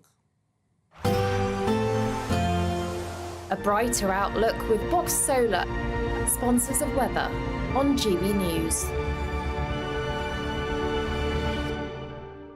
Good morning, welcome to your latest GB News weather forecast from the Met Office. We're looking ahead to today. I think most of us should see some sunshine, but unfortunately there is some further rain on the horizon. But back to this morning, we do have this band of cloud across more central parts of the country. Some spots of rain in places too, but either side there is some good amounts of sunshine. And as we approach lunchtime, especially across more central parts of the country, quite a decent lunchtime to come, plenty of sunshine. Into the afternoon, that spreads its way a little bit further eastwards, where further west, thickening cloud and outbreaks of rain approaching, but a mild one, temperatures reaching 17 degrees in the southeast. So into the evening, this area of rain spreads its way northeastward. Some heavy rain for a time across parts of Scotland and northern England. The rain takes its time to get towards the southeast, so actually parts of Kent, East Anglia probably remaining dry till after dawn. And for all of us, it's another mild night. Temperatures across the south not falling much lower than 10 or 11 degrees. So we do start Tuesday off on a rather grey and damp note for most of us. Still some rain working its way eastwards across the country. It does improve a little bit across parts of Northern Ireland and Scotland as the day goes on. Mixture of some bright spells and showers here. That may well transfer its way towards Northern England as the afternoon goes on. And for all of us, another fairly mild day. Temperature a little bit down compared to today, but still highs of 15 degrees in East Anglia. That warm feeling inside from Boxed Boilers, sponsors of weather on GB News. So with spring well and truly on the way, time to grab our spring prizes in the Great British Giveaway. They include a shopping spree, a gadget bundle and an incredible £12,345, which you don't have to pay tax on. And that's the important bit, right? You can keep all your bits and pieces. We'll have a few gadgets, why not? I don't care. I don't care. If I had 12,345 quid. Joy. Optional extra. Right, but you've got to be in it to win it. Here's how. Time is ticking on your chance to win the Great British Giveaway. There's a massive £12,345 in tax-free cash to spend however you like, along with £500 in shopping vouchers for your favourite store, a games console, a pizza oven and a portable Sonos smart speaker. And the best news? You could be our next big winner, just like Phil. Didn't quite believe it and still can't. And if I can win it, anybody can win it. For another chance to win the vouchers, the treats, and £12,345 in tax-free cash, text GBWIN to 84902. Text costs £2 plus one standard network rate message. Or post your name and number to GB03 PO Box 8690 Derby DE1 9TT. UK only. Entrance must be 18 or over. Lines close at 5 p.m. on Friday the 29th of March. Full terms and privacy notice at gbnews.com/win. Please check the closing time if watching or listening on demand. Good luck. Oh, yes, very good. And incidentally, thank you for all your feedback. The Russian situation, Adrian says this Russian election was a total fix by an evil dictator. John says when all credible opposition is dead, Navalny, they're talking about there, either dead, in prison or in exile, it is without doubt a sham election. Bill says, like you, Eamonn, I visited Russia. Unlike you, I visited several cities, from Moscow to the far east of the country, including Russian workplaces. From these visits, it is clear President Putin is extremely popular. Keep your thoughts coming in. Coming up, we're going to be talking about a D-Day celebration. Stay with us for that. You're watching Breakfast with Eamonn and Isabel. I think the most exciting bit for me is talking to people. People who I think are ignored often by the major news channels. We're going to give news they want to hear. There's a voice there that needs to be heard. I think there's a chance here for a diversity of opinion to be expressed, which you don't find elsewhere. It's really exciting. We don't hold back. We're free to say how decisions that are taken here affect us all around the country. Only on GB News, the People's Channel, Britain's news channel. I'm Christopher Hope. And I'm Gloria Di Piero, bringing you PMQ's live here on GB News. Whenever Parliament is in session on a Wednesday at midday, we'll bring you live coverage of Prime Minister's questions. We'll be asking our viewers and listeners to submit the questions that they would like to put to the Prime Minister, and we'll put that to our panel of top politicians in our Westminster studio. That's PMQ's live here on GB News, Britain's election channel. Join me, Camilla Tominey, every Sunday at 9:30 when I'll be interviewing the key players in British politics and taking them to task. This report basically says that he's not fit to stand trial. With an upcoming election looming over Westminster, now is the time for clear, honest answers. I agree. And that's precisely what I'll get. Is he indecisive? Incompetent? That's the Camilla Tominey Show at 9:30 every Sunday on GB News, the People's Channel, Britain's election channel. I'm Michelle Dewberry, and I'm not here to tell you what to think. I'd much rather hear what you have to say. So send in your opinions to gbviews@gbnews.com. Keep them clean, and you never know, I might read them out. With my panel here on Jubes & Co, we debate, we get stuck into the issues of the day on a show where all views are welcome, especially yours. GB News, the People's Channel, Britain's news channel.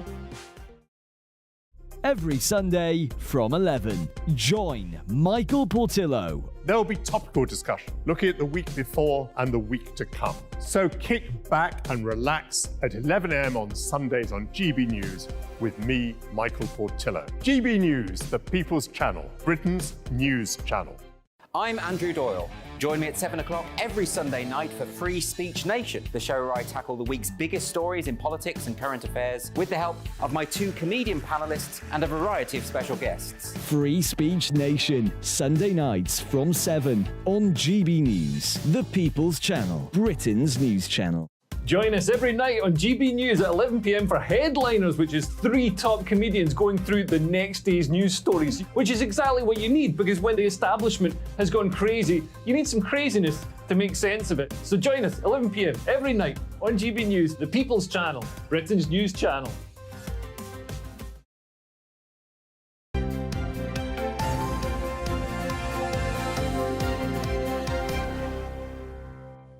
Today marks the beginning of an 80-day countdown to the 80th anniversary of D-Day. Yes, these were the landings in June 1944, which led to the liberation of northern France and Belgium from the Germans and ultimately helped us to win the war. Such an important day for so many families with many including ourselves. Stories. I mean, we talk about stories. We're both swapping stories with each other. Me about my grandfather and you about your grandfather as well there.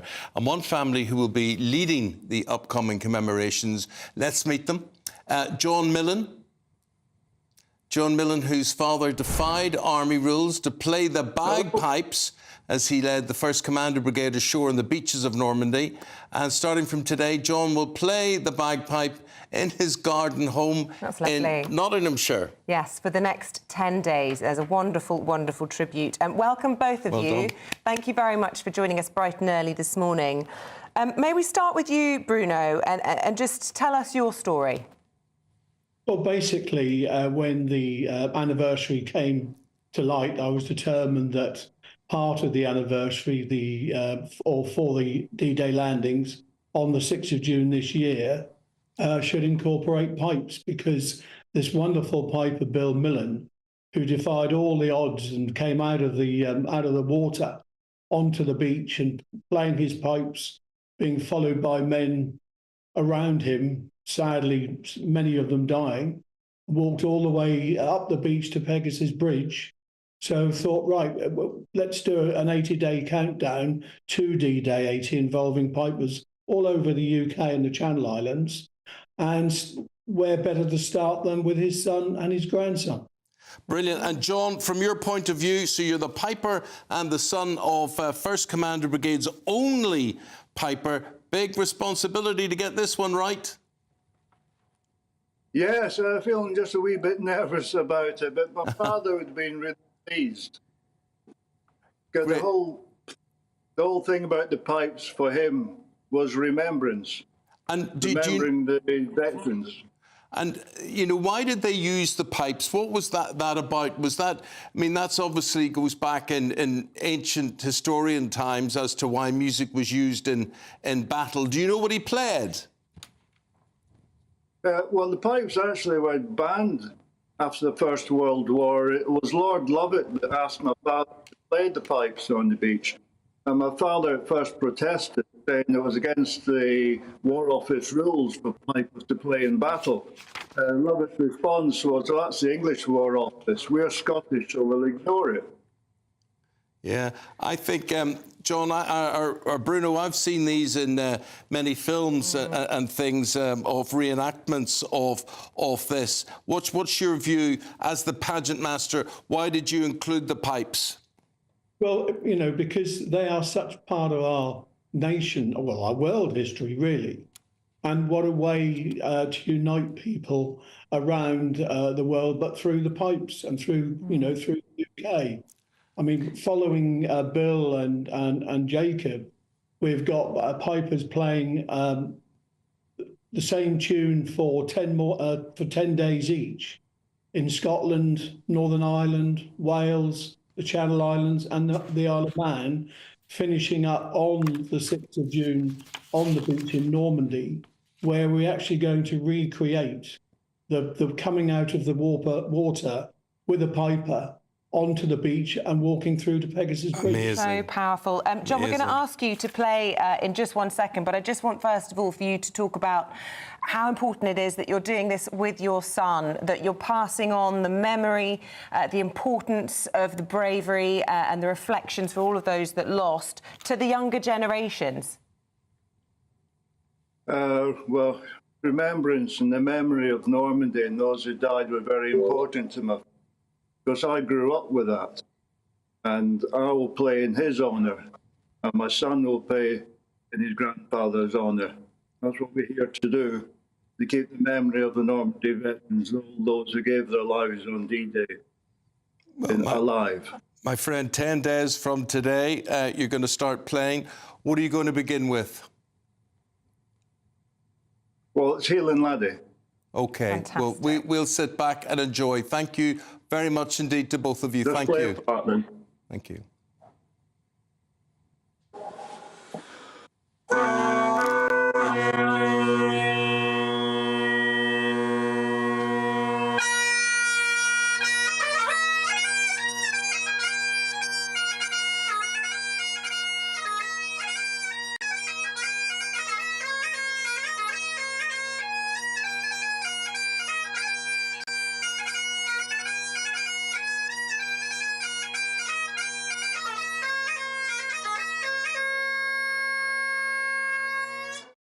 Yo, good man yourself. Thank you very much indeed. Thank you so much. Lovely, John. Thank you. And thank you to Bruno as well. Thank you both. Good luck with it all. Good luck. Absolutely good luck with it all.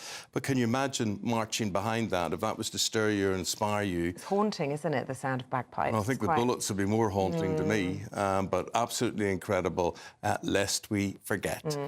Paul Coit with the sport after the break. Yes, I do. I've always wanted to have a go of that. I wouldn't do a very good job. Huge games and fantastic games in the FA Cup. Two of the greatest quarter-finals I think we've ever seen. And also we'll talk about the great Olympian, our greatest ever female Olympian who's decided to retire.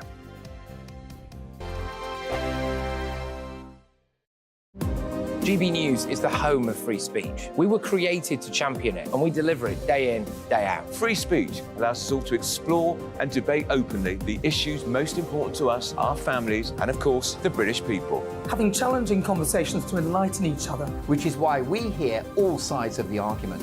We are the People's Channel.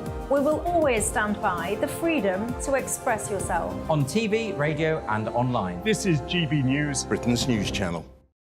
Join me, Camilla Tominey, every Sunday at 9:30 when I'll be interviewing the key players in British politics and taking them to task. This report basically says that he's not fit to stand trial. With an upcoming election looming over Westminster, now is the time for clear, honest answers. I agree. And that's precisely what I'll get. Is he indecisive? Incompetent? That's the Camilla Tominey Show at 9:30 every Sunday on GB News, the People's Channel, Britain's election channel. I'm Michelle Dewberry, and I'm not here to tell you what to think. I'd much rather hear what you have to say. So, send in your opinions to gbviews@gbnews.com. Keep them clean, and you never know, I might read them out. With my panel here on Jubes & Co, we debate, we get stuck into the issues of the day on a show where all views are welcome, especially yours. GB News, the People's Channel, Britain's news channel. 2024, a battleground year. The year the nation decides. As the parties gear up their campaigns for the next general election. Who will be left standing when the British people make one of the biggest decisions of their lives? Who will rise? And who will fall? Let's find out together. For every moment, the highs, the lows, the twists and turns. We'll be with you for every step of this journey. In 2024, GB News is Britain's election channel. I'm Christopher Hope. And I'm Gloria Di Piero, bringing you PMQ's live here on GB News. Whenever Parliament is in session on a Wednesday at midday, we'll bring you live coverage of Prime Minister's questions. We'll be asking our viewers and listeners to submit the questions that they would like to put to the Prime Minister, and we'll put that to our panel of top politicians in our Westminster studio. That's PMQ's live here on GB News, Britain's election channel. Big news, big debates, big opinion. Patrick Christie's Tonight is the week's biggest show. Every weekday, 9 to 11 p.m, we've got the inside track on the day's top stories. There'll be sharp takes you won't get anywhere else. We will set the news agenda, not just follow it, and I want to bring you along for the ride. Whatever it is, we'll have our finger on the pulse. It's news, but it's this close to entertainment. Patrick Christie's Tonight, 9 to 11 p.m, only on GB News, the People's Channel, Britain's news channel.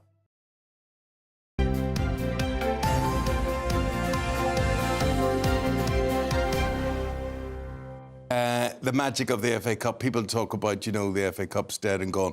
The organisations will kill it. I just think, they should say, with regards to the FA Cup, who is entering, and then if you're not entering, just, kick you out of it. Just don't even. What if you're not playing a decent team? Is that what you're saying? I mean, everybody. No, I'm saying, look. They're doing away with replays, for instance, now from the third round onwards. It seems to be, but that's what it's about. It's about replays. You know what? I agree with that. But but yesterday, when we see what happened with Manchester United and Liverpool, it's gone to extra time, right on the verge of penalties, and Manchester United win it. Yeah. And it was great that it went to extra time, and then that it would have been penalty. I think that was all part that all went along with it. No, but if you're Peterborough or Chester or something at Carlisle and you need that income. I think it's important for early rounds, without a doubt. But two amazing games in the quarter-final. Semi-finals line up as Coventry against Manchester United and Man City against Chelsea. Correct. So tell us about Laura Kenny, formerly Laura Trott. Yeah, Laura Trott, who made a name in 2012 in the Olympic Games. Our greatest cyclist and our greatest ever Olympian. 5 gold medals she's won over the years. She won 2 in London 2012, which was her finest hour. There's Laura there with the 2. This is from... See, I can even tell that they are from Rio. That's from when she won 2 gold medals in Rio.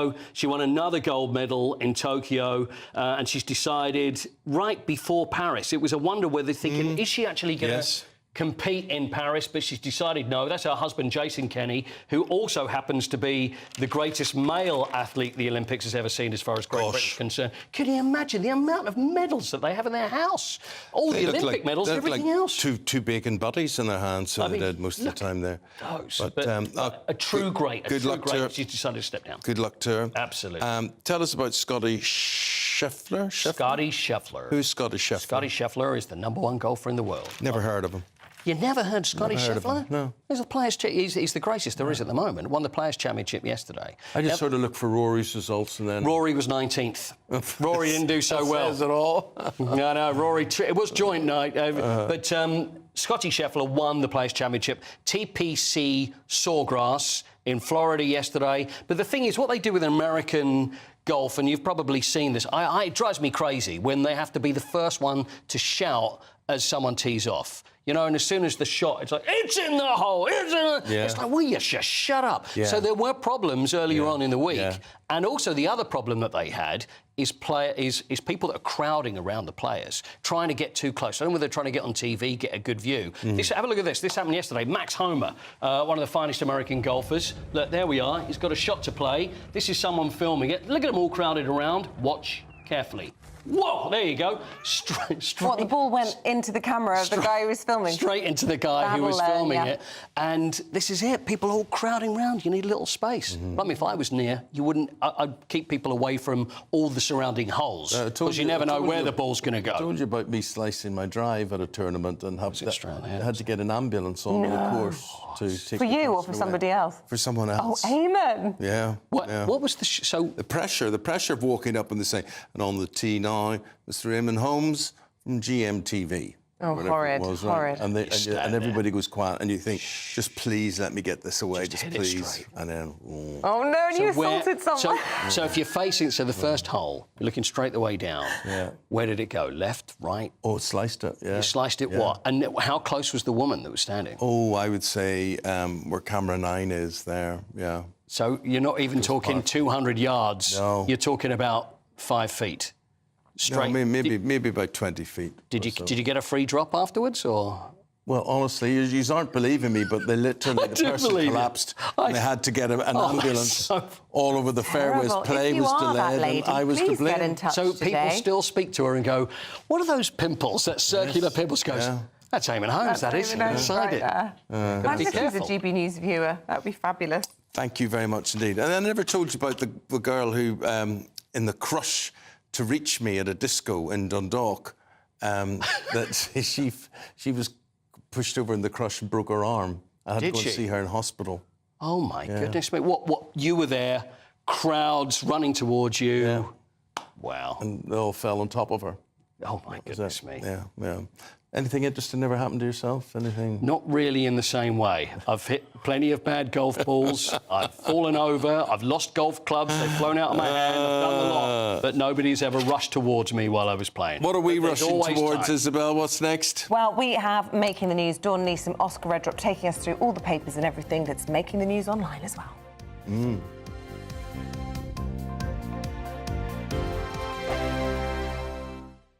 Mark Dolan Tonight. Weekends from 9 p.m. I've personally been very torn on whether Prince Harry should have full police protection when he's in the United Kingdom. On the one hand, why should taxpayers fork out for somebody that's left the country and the institution? He is no longer a working, serving royal. But I don't think it matters. He is one of the most famous men in the world, and whether he's a royal or not, he is an ambassador for this country. And he still does good. Charitable causes, the Invictus Games, and he is still a nice and charming guy with a heart. And whilst he has left the royal family and departed these shores, he was and remains the son of King Charles. That is a biological fact. Well, let's hope so. And it wasn't his choice to be born into royalty. It wasn't his choice to be the son of the king. And for that reason, I think he should have equal police protection to his brother William when he is in this country. He couldn't be a more high-profile figure, and unfortunately, like all the royals, Harry will be a target for some very bad people. I fear that if, God forbid, anything happened to him or his family, the authorities would have blood on their hands.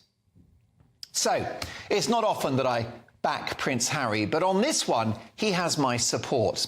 Look what happened to his poor mum, killed in a Paris tunnel in the 1990s with an allegedly drunk chauffeur.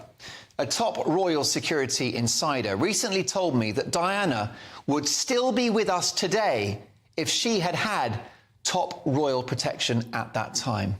So let's not make the same mistake twice. Prince Harry needs full protection and the best we've got. Yes, he might be a numpty, but he's our numpty. Join me, Camilla Tominey, every Sunday at 9:30 when I'll be interviewing the key players in British politics and taking them to task. This report basically says that he's not fit to stand trial. With an upcoming election looming over Westminster, now is the time for clear, honest answers. I agree. And that's precisely what I'll get. Is he indecisive? Incompetent? That's the Camilla Tominey Show at 9:30 every Sunday on GB News, the People's Channel, Britain's election channel. I'm Michelle Dewberry, and I'm not here to tell you what to think. I'd much rather hear what you have to say. So, send in your opinions to gbviews@gbnews.com. Keep them clean, and you never know, I might read them out. With my panel here on Jubes & Co, we debate, we get stuck into the issues of the day on a show where all views are welcome, especially yours. GB News, the People's Channel, Britain's news channel.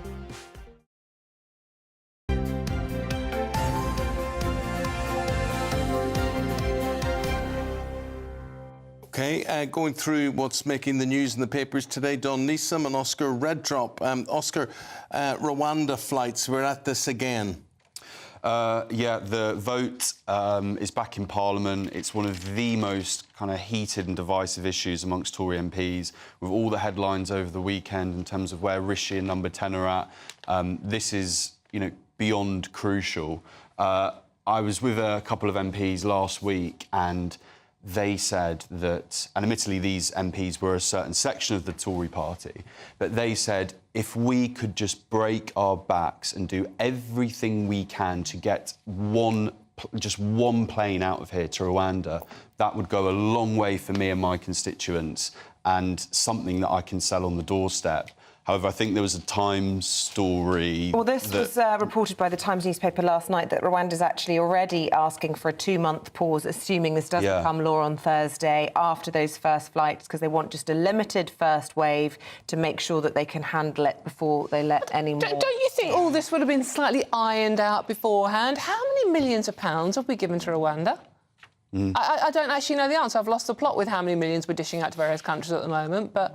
And the thing is, with the whole Rwanda thing, we know that when Rishi Sunak was Chancellor, he thought the plan was a bit rubbish in any case. So his heart's not in it. He just thinks it's a vote winner, I guess. But they need to make it happen in the eyes of many MPs. And if it is just... And this doesn't rub against what that MP was telling me, that Times story, because it's, just get one out. Of course, there'll be problems, but we'll deal with that later.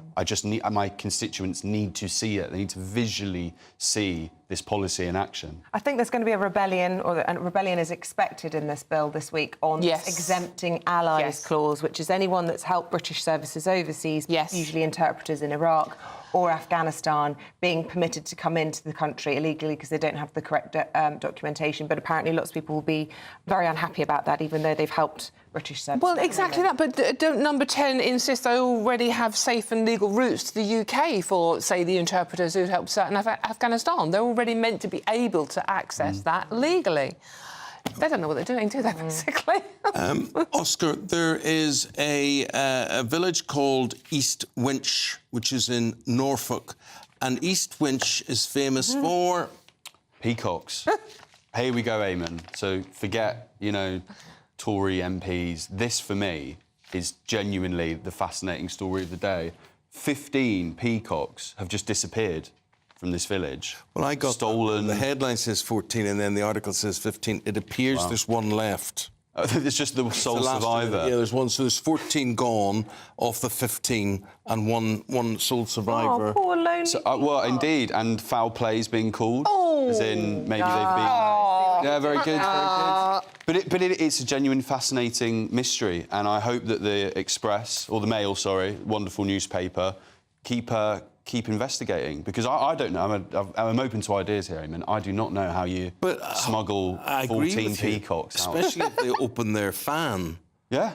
That's a lot of area to cover there. And any time I've ever been in their vicinity, they haven't been the most compliable of those. No, exactly. Yeah. Are they valuable? I mean, I'm not expecting anyone to know, but I mean, I imagine they are, because they're kind of like a token of a stately home, aren't they? If you're really fancy. Yeah, they might look out of place in my flat in Tower Hamlets. I mean, possibly. But, you know, maybe this is the new form of theft. We're used to designer pooches going missing. Yeah, times are tough. How do you nick them, though? I mean, you just shove it in. As Eamonn says, I mean, they're not the most friendliest of creatures. Well, there'd have to be some sort of expertise, I reckon, But involved. yeah, if there's a search party heading down to East Winch, I am in. I'm invested. Peacock rustling. OK. What about Prime Minister rustling, Don? What's going on? Who's put their name in the hat, if anyone? Oh, well, everybody, possibly. I mean, it's Penny Mordaunt this weekend, and basically not good news for Rishi Sunak again, implying last week that he was indecisive, weak, and couldn't lead anything, let alone the party.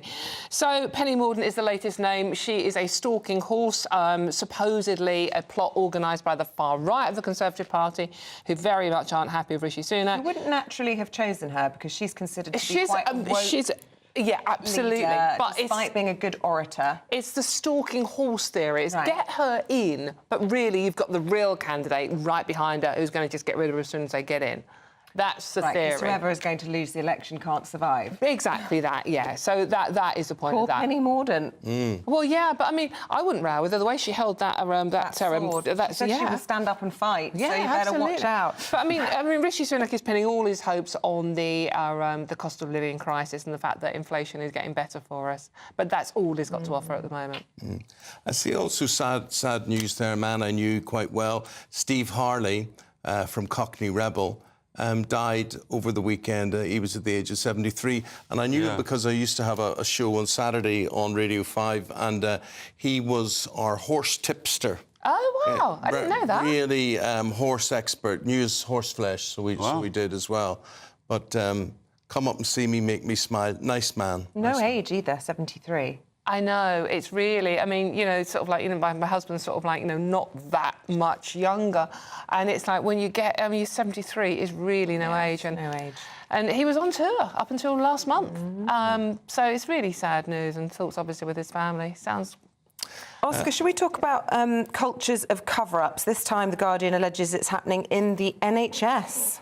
Yeah, so along with the dentistry story in terms of people not being able to access dentists, pulling their own teeth out, this is quite another visceral example of an NHS that is in a really, really sorry state of affairs. Cover-up culture declared by the NHS Ombudsman that leads to avoidable deaths and families, and I think this is quite an interesting line here, families being denied the truth about their loved ones. You know, and I'm sure we all have stories like this. I remember when my grandma was dying, I was very ill, and I was very, very close to her. You have that panic, and that even in your own mind, you know you can't do anything, but you still have that desperation to find an answer. Or maybe we could do this, maybe we could. And I think if people feel like they're not being treated humanely in that way, and they're not being armed with the full facts, or there is some form of obfuscation going on there, that is deeply, deeply sad. And I'm sure we all have our own stories of that desperate plea to a doctor. Yeah, but this is what Sunak does not understand. He keeps saying, waiting for the interest rates to turn and whatever. He has to spend money, whether he has it or not. And the dental situation around the country is absolutely disgraceful. We just simply do not have a National Health Service dental system, nor do I see what's so difficult about it. You mean you put a youngster through university and you say, right, you come out, you work with us for 5 years and we'll pay your fees at university. I don't see why this is an unfixable situation, and I just don't see why. It was one of the big stories on Country File last night. Rural parts of the country just do not have this system, and dentists can't survive on what they're paid for the NHS. So why isn't Sunak, Dawn, just doing practical things for people's lives? Well, this is the thing. I mean, it's like, you know, the headline on the Times today, this is our bounce-back year, Sunak tells critics. I mean, but we're not feeling that, are we? The people out here aren't feeling that. It's like, OK, you might have got, you know, the inflation figures down slightly, but we can't get to see dentists. I can't get to see a GP. Would Penny Mordaunt do a better job at this, or is it about the sell to the public? Because, to be fair, as you say, we saw a budget that did have tax cuts in. Yes. We're seeing the economy grow. I mean, we're expecting inflation to be better. There are positive messages. Yeah. I think there gets to a point in an election cycle as well where people slightly stop listening. Yeah, 100%. And when it gets to that point, and this taps into what Eamonn's saying, you can't tell them, you have to show them.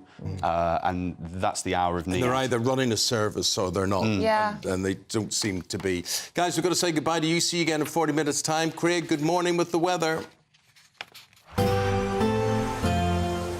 That warm feeling inside from Boxed Boilers, sponsors of weather on GB News. Good morning. Welcome to your latest GB News weather forecast from the Met Office. We're looking ahead to today. I think most of us should see some sunshine, but unfortunately there is some further rain on the horizon. But back to this morning, we do have this band of cloud across more central parts of the country. Some spots of rain in places too. But either side, there is some good amounts of sunshine. And as we approach lunchtime, especially across more central parts of the country, quite a decent lunchtime to come. Plenty of sunshine. Into the afternoon, that spreads its way a little bit further eastwards, where further west, thickening cloud and outbreaks of rain approaching. But a mild one, temperatures reaching 17 degrees in the southeast. So into the evening, this area of rain spreads its way northeastward. Some heavy rain for a time across parts of Scotland and northern England. The rain takes its time to get towards the southeast, so actually parts of Kent, East Anglia probably remaining dry till after dawn. And for all of us, it's another mild night. Temperatures across the south not falling much lower than 10 or 11 degrees. So we do start Tuesday off on a rather grey and damp note for most of us. Still some rain working its way eastwards across the country. It does improve a little bit across parts of Northern Ireland and Scotland as the day goes on. Mixture of some bright spells and showers here. That may well transfer its way towards Northern England as the afternoon goes on.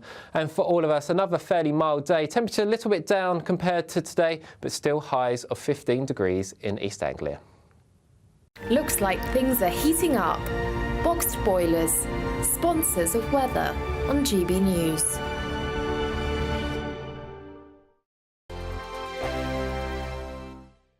Time is ticking on your chance to win the Great British Giveaway. There's a massive £12,345 in tax-free cash to spend however you like, along with £500 in shopping vouchers for your favourite store, a games console, a pizza oven and a portable Sonos smart speaker. And the best news? You could be our next big winner, just like Phil. Didn't quite believe it and still can't. And if I can win it, anybody can win it. For another chance to win the vouchers, the treats, and £12,345 in tax-free cash, text GBWIN to 84902. Text costs £2 plus one standard network rate message. Or post your name and number to GB03 PO Box 8690 Derby DE1 9TT. UK only. Entrance must be 18 or over. Lines close at 5 p.m. on Friday the 29th of March. Full terms and privacy notice at gbnews.com/win. Please check the closing time if watching or listening on demand. Good luck. GB News is the home of free speech. We were created to champion it, and we deliver it day in, day out. Free speech allows us all to explore and debate openly the issues most important to us, our families, and of course, the British people. Having challenging conversations to enlighten each other. Which is why we hear all sides of the argument. We are the People's Channel. We will always stand by the freedom to express yourself. On TV, radio and online. This is GB News, Britain's news channel.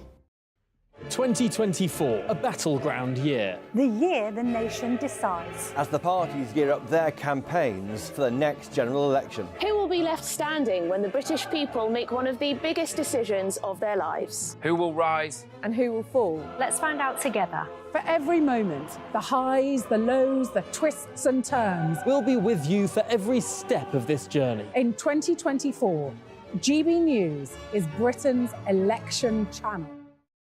Big news, big debates, big opinion. Patrick Christie's Tonight is the week's biggest show. Every weekday, 9 to 11 p.m, we've got the inside track on the day's top stories. There'll be sharp takes you won't get anywhere else. We will set the news agenda, not just follow it, and I want to bring you along for the ride. Whatever it is, we'll have our finger on the pulse. It's news, but it's this close to entertainment. Patrick Christie's Tonight, 9 to 11 p.m, only on GB News, the People's Channel, Britain's news channel. I'm Christopher Hope. And I'm Gloria Di Piero, bringing you PMQ's live here on GB News. Whenever Parliament is in session on a Wednesday at midday, we'll bring you live coverage of Prime Minister's questions. We'll be asking our viewers and listeners to submit the questions that they would like to put to the Prime Minister, and we'll put that to our panel of top politicians in our Westminster studio. That's PMQ's live here on GB News, Britain's election channel.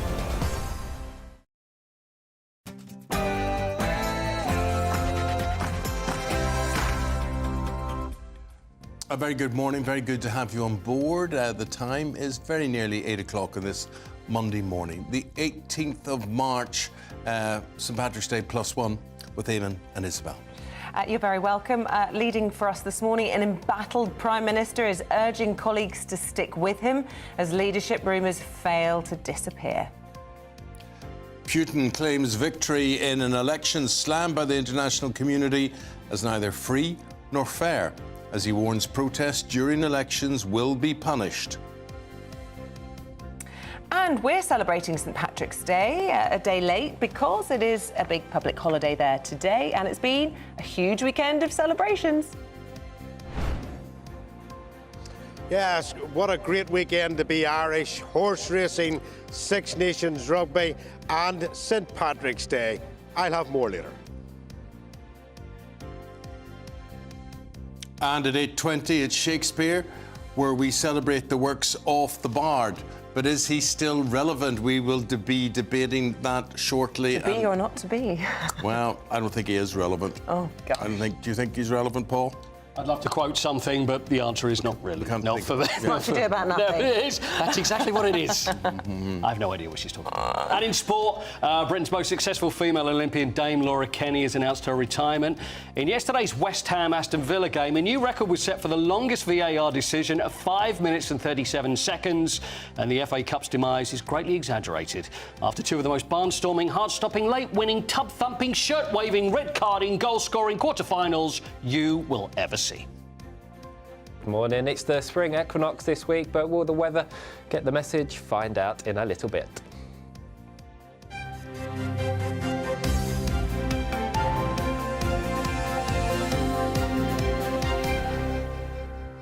Well, the top story this morning is...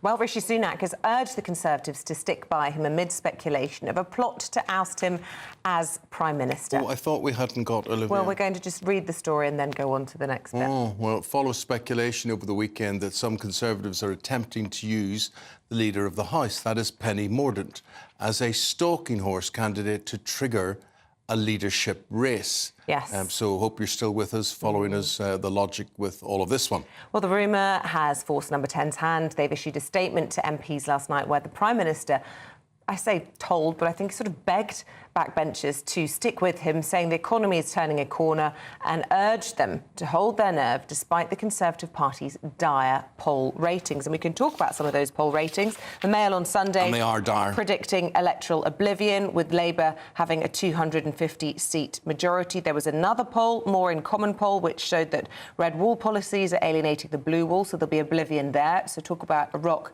and a hard place. And all of this follows on from, of course, Lee Anderson's defection, the racist row where Kemi Badenoch forced the Prime Minister's hand to call out racism. Who we'll be speaking to. And after 9 o'clock, or just before 9 o'clock. And maybe we're sort of upsetting things this morning that she will be before and after 9 o'clock. This morning. And Penny Mordaunt's name in all the papers over the weekend. We have a clip of her from Tory party conference last year, which sort of raised a few eyebrows because she'd been incredibly prominent, you might remember, from the coronation, where she was wielding a sword and looking extremely glamorous. But a lot of people sort of questioned what on earth she was on about at conference. Let's take a look. Stand up and fight. Because when you stand up and fight, the person beside you stands up and fights. And when our party stands up and fights, the nation stands up and fights. And when our nation stands up and fights, other nations stand up and fight. Have courage. Bring hope. Stand up and fight. Stand up and fight. Thank you, conference.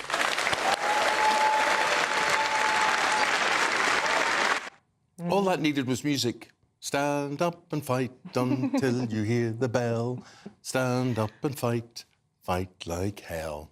Anyway. We have Olivia Utley. She joins us this morning from Westminster. And really interesting, all of this, because there's a theory that, A, Penny Mordaunt didn't come up with this plan to put herself forward as a leadership contender, or B, that she did because she has the least to lose, because actually, as they're moving all the boundaries coming up in the election, she's probably going to lose her seat. So if she was leader of the party, somehow she would be safe. What's the truth? We always want to get to the truth in all of this, Olivia. I suppose the truth is the Prime Minister's in a very weak and vulnerable position right now.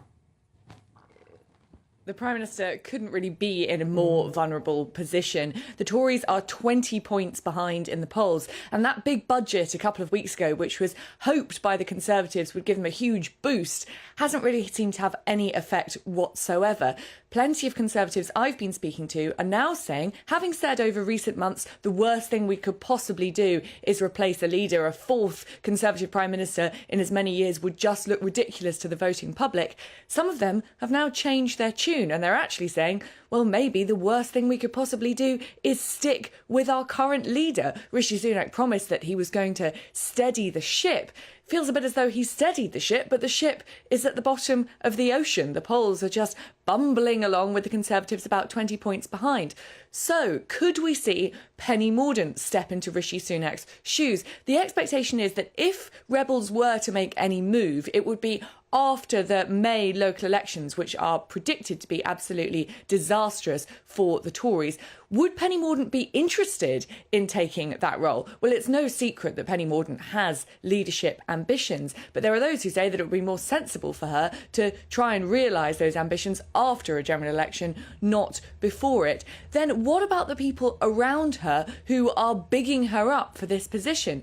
Well, there were rumours that some of them actually don't really want Penny Mordaunt to be Prime Minister at all, that there are some on the right of the party who are talking up Penny Mordaunt because they know that she has sway with moderates and centrists in the party. And if they talk her up, then they might be able to spur on a leadership election. And if they had a leadership election, then they could put in their own candidate, perhaps Kemi Badenoch or Suella Braverman or even Priti Patel.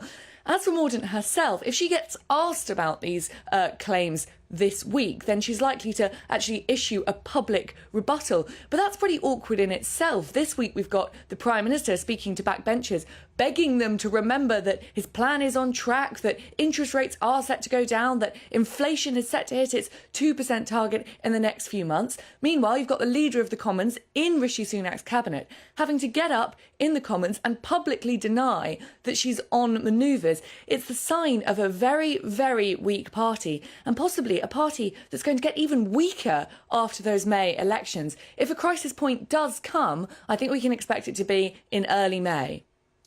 Thank you, Olivia. Thank you very much indeed. If you've got a view on that, please do share it with us. I've got one that's just come in from Eunice Woods. Is the plot to oust Rishi Sunak politics for the good of the country or politics for spite and nastiness? I can't see what good it will do so near an election. And I have to say, I think most people outside of the Westminster bubble would think, what? Another leader that hasn't been elected by the nation? I mean, one change of leader when you're in government is so damaging, but to have successive ones is embarrassing, frankly.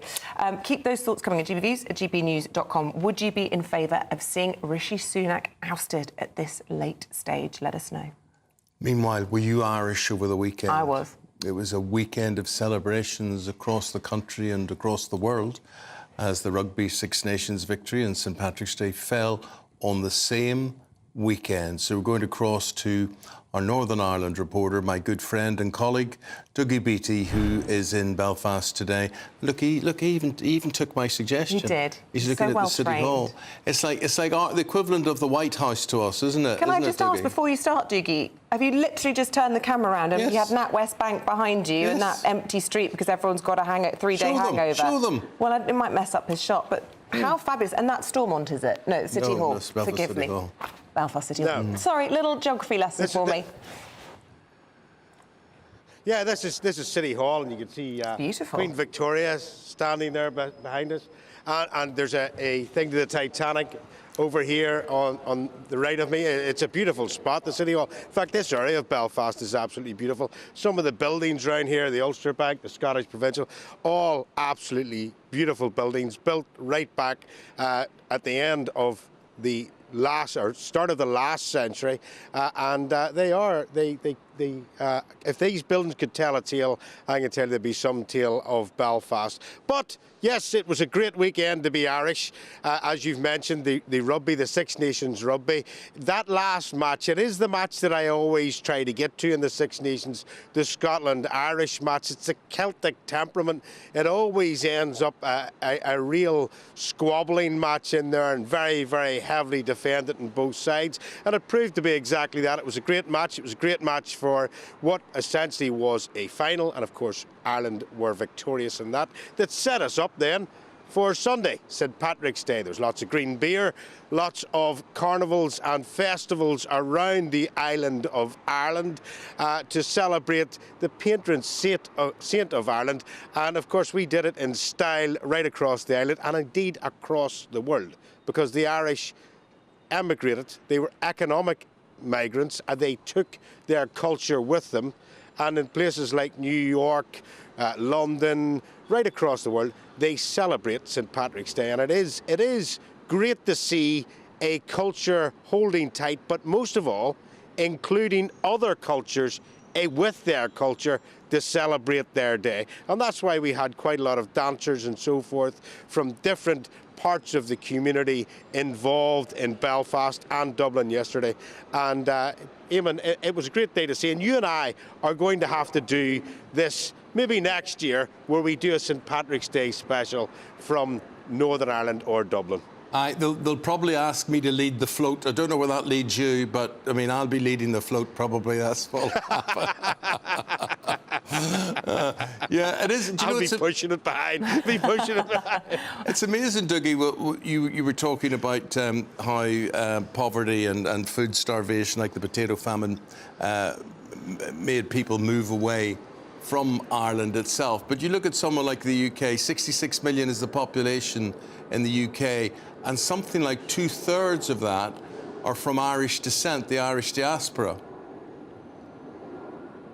That's totally correct, because you go back in history, no matter how you go back in history, and you look at the United Kingdom, Ireland, Scotland, England and Wales, I mean, there's a lot of Spanish influence into the south of Ireland and around Cork. There's a lot of Scottish influence comes from into the northern part of Northern Ireland.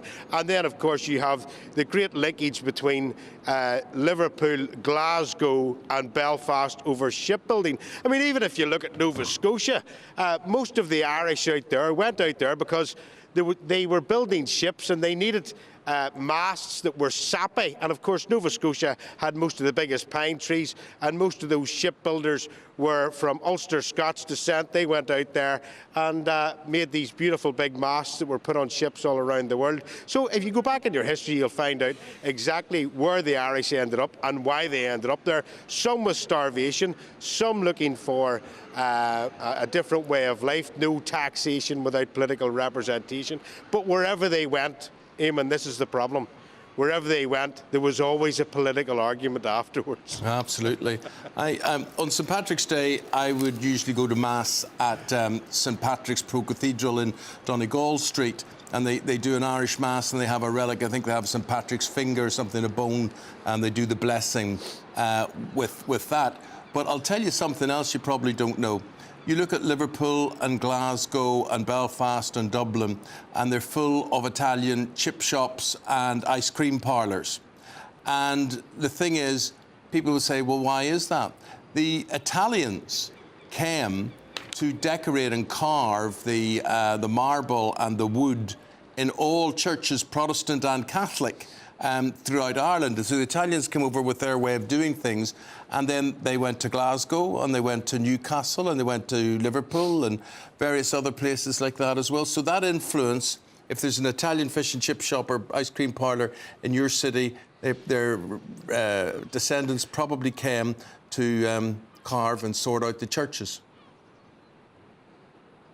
Well, you're quite correct. And all parts of Britain, there is different people arrived there for different reasons. If you go to the northeast of England, if you go to Newcastle, Durham, in around there, they have a massive Dutch influence in there, huge Dutch influence. And in fact, it goes back to the 1600s. In fact, when we talk about King William, it was the fighting fist of Northumberland that went across to get King William and bring him back to Britain to take the throne from his father-in-law.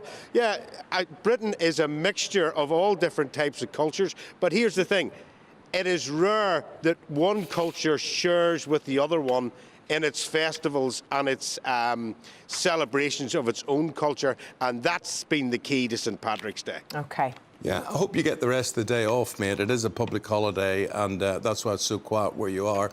But thanks for the insight, and thanks for the history lesson. Really appreciate it, Douglas. And the geography lesson for me. Yeah, appreciate it. Thank you very much indeed. Thank you. What he's missing there, though, from a shot is the big green dome over the city hall. So it looks as if it's a flat roof, but it's not. It's got a massive, big copper dome. Which is green now, yeah. Let's have a look at some other stories coming into the newsroom on this Monday morning. Good news for commuters this morning. The M25 in Surrey has reopened, this time 8 hours ahead of schedule, believe it or not. A lot of disruption over the weekend. Work began on Friday to demolish this bridge and install a new gantry, and it did lead to miles of tailbacks across the county. It was the motorway's first daytime closure since it opened in 1986. Today marks the first day of the default 20-mile-per-hour speed limit on Welsh roads, and it's going to be enforced by law. The speed limit was introduced in September, but has only operated so far under a grace period. From today, anyone breaking the 20-mile-per-hour limit could face points and fines. And a state of emergency has been declared in southern Iceland due to the volcanic eruption on the Reykjanes Peninsula. That's the fourth since December. The eruptions followed weeks of warnings that magma is accumulating under the ground, making an eruption extremely likely. Well, the site is in a coastal town. 3,800 people live there, and it's 30 miles southwest of the capital.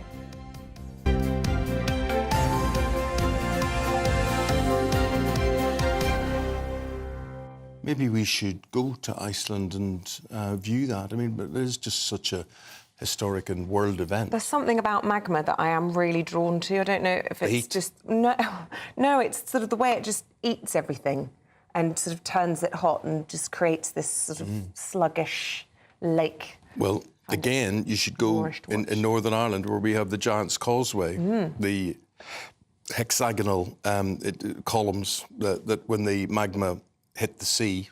Oh, they it chilled. That's what it did. Now, for me. Craig Schnell, what is Craig doing weather-wise? Let's find out.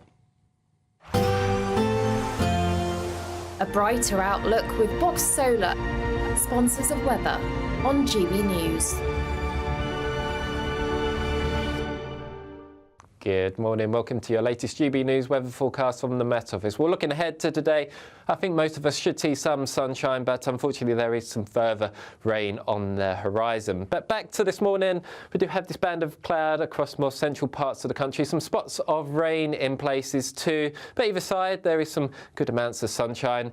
And as we approach lunchtime, especially across more central parts of the country, quite a decent lunchtime to come. Plenty of sunshine. Into the afternoon, that spreads its way a little bit further eastwards, where further west, thickening cloud and outbreaks of rain approaching. But a mild one, temperatures reaching 17 degrees in the southeast. So into the evening, this area of rain spreads its way northeastward. Some heavy rain for a time across parts of Scotland and northern England. The rain takes its time to get towards the southeast, so actually parts of Kent, East Anglia probably remaining dry till after dawn. And for all of us, it's another mild night. Temperatures across the south not falling much lower than 10 or 11 degrees. So we do start Tuesday off on a rather grey and damp note for most of us. Still some rain working its way eastwards across the country. It does improve a little bit across parts of Northern Ireland and Scotland as the day goes on. Mixture of some bright spells and showers here. That may well transfer its way towards Northern England as the afternoon goes on. And for all of us, another fairly mild day. Temperature a little bit down compared to today, but still highs of 15 degrees in East Anglia. That warm feeling inside from Boxed Boilers, sponsors of weather on GB News. Big congratulations to Charles. Charles is from Stoke-on-Trent, and he won a whopping 18,000 quid. It's part of the Great British Giveaway, and we know he watches the show and he now has the prize money. So, my friend, enjoy that. Enjoy all that's coming your way. Here's the moment that we told him that he was our big winner. Charles, I have some really good news for you. You're the winner of the Great British Giveaway. Oh, flipping heck. Oh, dear. You've won £18,000. Flipping heck. That's a big surprise. Flipping heck, I don't know what to say. Congratulations. Oh, thank you so much. It was very good of him not to swear, so we could use his reaction in all of our promo there. Charles was a winner. You could be one too. Make sure you watch your P's and Q's as well when you get the call from us. Our latest giveaway involves a shopping spree, a garden gadget bundle and £12,345 in good, hard cash. Here's how you do it. There's still time to win our giveaway packed with seasonal essentials. First, there's an incredible £12,345 in tax-free cash to be won. Cash to make your bank account bloom. Plus a spring shopping spree with £500 in shopping vouchers to spend in the store of your choice. And finally, a garden gadget package including a handheld games console, a portable smart speaker and a pizza oven. For another chance to win the vouchers, the treats and £12,345 in tax-free cash, text GBWIN to 84902. Text costs £2 plus one standard network rate message, or post your name and number to GB03 PO Box 8690 Derby DE1 9TT. UK only. Entrance must be 18 or over. Lines close at 5 p.m. on Friday the 29th of March. Full terms and privacy notice at gbnews.com/win. Please check the closing time if watching or listening on demand. Good luck. Good luck to you indeed. Listen, we're debating next Shakespeare week. Is he still relevant? Eamonn says not. I think he is. Stop me if you've never heard or never used any of these phrases. Neither here nor there. One fell swoop. The be-all and end-all. Mum's the word. Eaten out of house and home. Knock, knock, who's there? With bated breath. In my heart of hearts. Too much of a good thing. All of these phrases that still exist in 2024 were invented by none other than the Bard himself. Doesn't make them relevant. Of course it does. So relevant, it's still in modern parlance. I'd rather had learn that how influence to on our take language? out compound interest or how to It's not either borrow or, from the Eamonn. bank. It's not either or. You don't have to learn Shakespeare and not learn about compound interest. You can do both. Well, you can't really do both because it takes up so much time in the school curriculum. Own flesh and blood, the truth will out. I could go on. We will after this. Free Speech Nation, Sunday nights from 7 p.m. I've got an idea. I think that all 30-year-olds should be given £10,000 from the banks of baby boomers. We've got a situation in this country now where millennials are the first generation in modern times expecting to be poorer than their parents. We, as 30-year-olds like me, are half as likely to own a house as people my age 30 years ago. In fact, the cost of a home in Britain compared to average incomes has as big a gap today as it did, wait for it, in the 1860s. It is a Dickensian situation. Now, I'm sorry about the housing crisis for your generation. You're not, though, are you? No, Because you're profiting from it. I'm profiting from it. Don't be ridiculous. The house prices now, compared to that period. If this is the case, Benjamin... Have incomes gone up that fast? To penalise and punish the elderly when they have worked all their lives to put into the system and say it's your fault, whingy, whiny, we're going to be envious. We're being punished. No, by the politics, so be the change you want to see in the world. Taxes, I am actually, and I'm about to tell you about the change I want to see in the world. Oh, you're good, as long as you stop whining about it. I'm going to stop whining about it, but we are being taken advantage of at the moment to profit, to help the old. Most of taxpayers' money is spent in two departments, the NHS, so the health department, and the Department for Work and Pensions. Those departments disproportionately serve the older population. Now, I've got no issue with that, but let's not pretend that it is not young working people that is paying for the public services for old people. So actually, we are having it hard, and I just look at the future, and we see a future of perpetually higher taxes to pay for this increasing ageing population, a shrinking labour force, and you're here saying we've got nothing to worry about. The young stop voting for mass immigration parties. The young stop voting for parties that don't build houses. Immigrants actually pay taxes, pensioners don't. I think the most exciting bit for me is talking to people. People who I think are ignored often by the major news channels. We're going to give news they want to hear. There's a voice there that needs to be heard. I think there's a chance here for a diversity of opinion to be expressed, which you don't find elsewhere. It's really exciting. We don't hold back. We're free to say how decisions that are taken here affect us all around the country. Only on GB News, the People's Channel, Britain's news channel. Join me, Camilla Tominey, every Sunday at 9:30 when I'll be interviewing the key players in British politics and taking them to task. This report basically says that he's not fit to stand trial. With an upcoming election looming over Westminster, now is the time for clear, honest answers. I agree. And that's precisely what I'll get. Is he indecisive? Incompetent? That's the Camilla Tominey Show at 9:30 every Sunday on GB News, the People's Channel, Britain's election channel. 2024, a battleground year. The year the nation decides. As the parties gear up their campaigns for the next general election. Who will be left standing when the British people make one of the biggest decisions of their lives? Who will rise? And who will fall? Let's find out together. For every moment, the highs, the lows, the twists and turns. We'll be with you for every step of this journey. In 2024, GB News is Britain's election channel.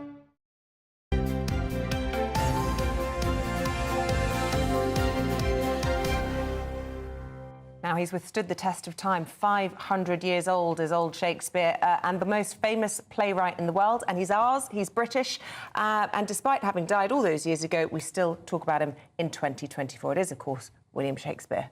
And across schools and stages in the country, he is regularly performed, because you have to. It's part of your syllabus, isn't it? And today marks Shakespeare Week, where primary schools across Britain will celebrate the bard. But is Shakespeare still relevant in the modern day? Two people with very differing views on this. Apprentice star and actor Ryan Mark Parsons, who's just been telling me he did study English literature at A-level, but thinks Shakespeare is no longer relevant. And then we have Chris McGovern, a regular on the show, former head teacher, and he thinks Shakespeare is still very much relevant to our modern lives. Put the case, then, will you, Mr McGovern, for Shakespeare? I'm with you, I have to say, and nail my colours to the mast there. I'll tell you what, we'll let Ben Jonson put the case. Ben Jonson was a famous contemporary of Shakespeare, and he said of Shakespeare that he was not of an age, but for all time.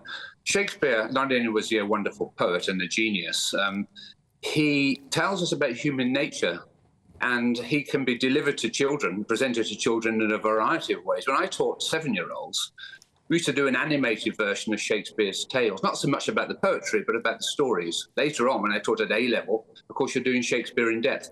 Shakespeare is translated into 80 languages around the world. When the Chinese premier came to Britain a decade ago, he insisted on going to Stratford-on-Avon. He's a genius. We know he's one of the few geniuses in the world. We have Mozart, we have perhaps Leonardo da Vinci. He's a genius. Of course he's worth studying. But, Chris, did they not think that Ben Jonson wrote some of his works?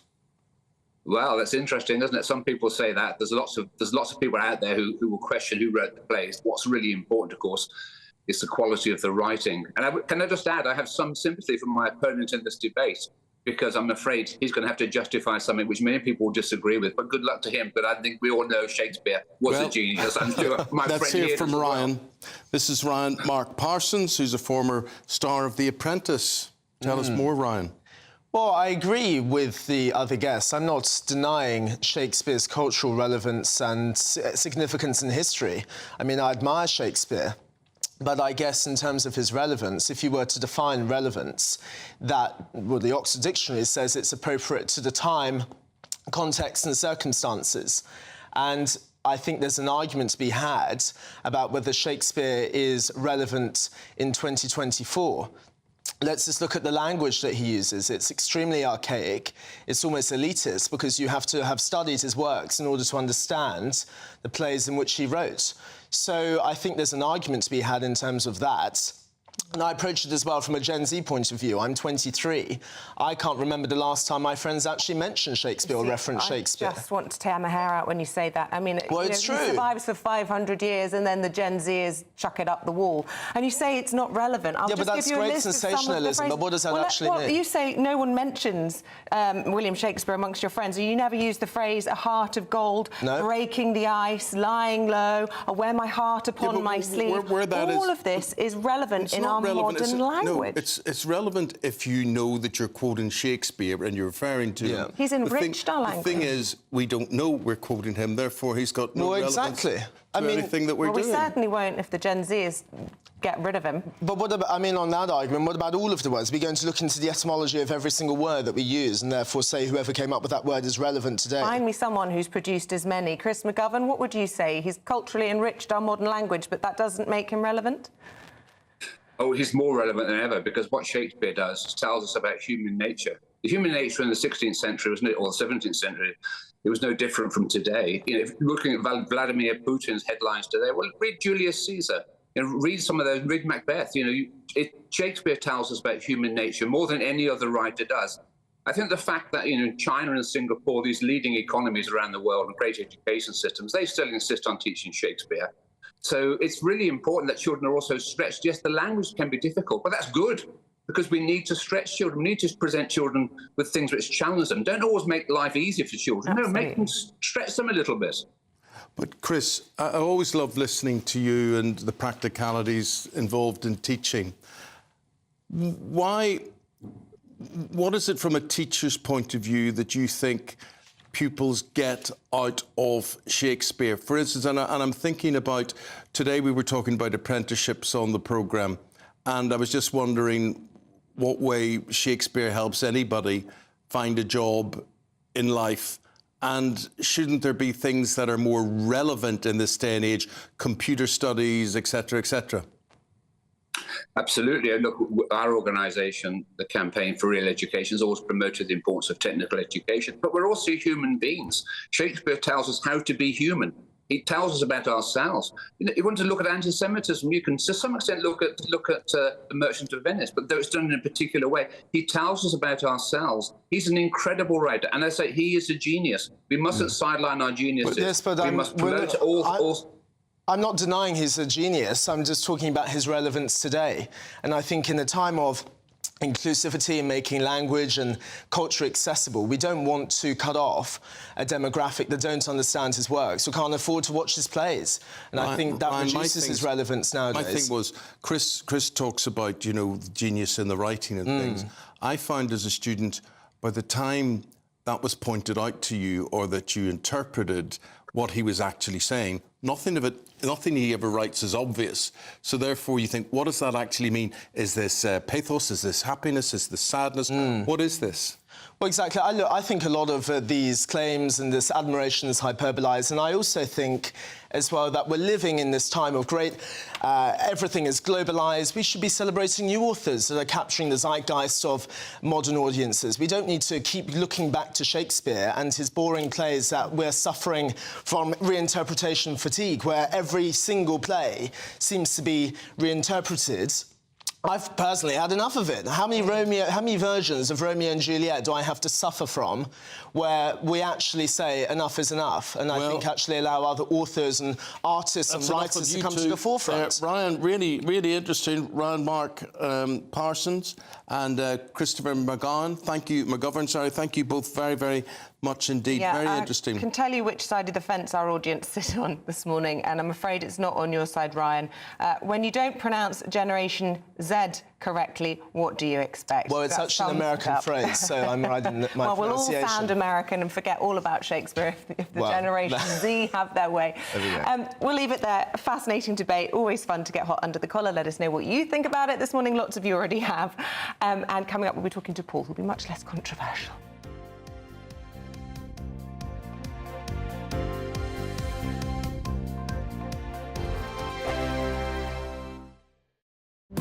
GB News is the home of free speech. We were created to champion it, and we deliver it day in, day out. Free speech allows us all to explore and debate openly the issues most important to us, our families, and of course, the British people. Having challenging conversations to enlighten each other. Which is why we hear all sides of the argument. We are the People's Channel. We will always stand by the freedom to express yourself. On TV, radio and online. This is GB News, Britain's news channel. I'm Michelle Dewberry, and I'm not here to tell you what to think. I'd much rather hear what you have to say. So, send in your opinions to gbviews@gbnews.com. Keep them clean, and you never know, I might read them out. With my panel here on Jubes & Co, we debate, we get stuck into the issues of the day on a show where all views are welcome, especially yours. GB News, the People's Channel, Britain's news channel. 2024, a battleground year. The year the nation decides. As the parties gear up their campaigns for the next general election. Who will be left standing when the British people make one of the biggest decisions of their lives? Who will rise? And who will fall? Let's find out together. For every moment, the highs, the lows, the twists and turns. We'll be with you for every step of this journey. In 2024, GB News is Britain's election channel. I think the most exciting bit for me is talking to people. People who I think are ignored often by the major news channels. We're going to give news they want to hear. There's a voice there that needs to be heard. I think there's a chance here for a diversity of opinion to be expressed, which you don't find elsewhere. It's really exciting. We don't hold back. We're free to say how decisions that are taken here affect us all around the country.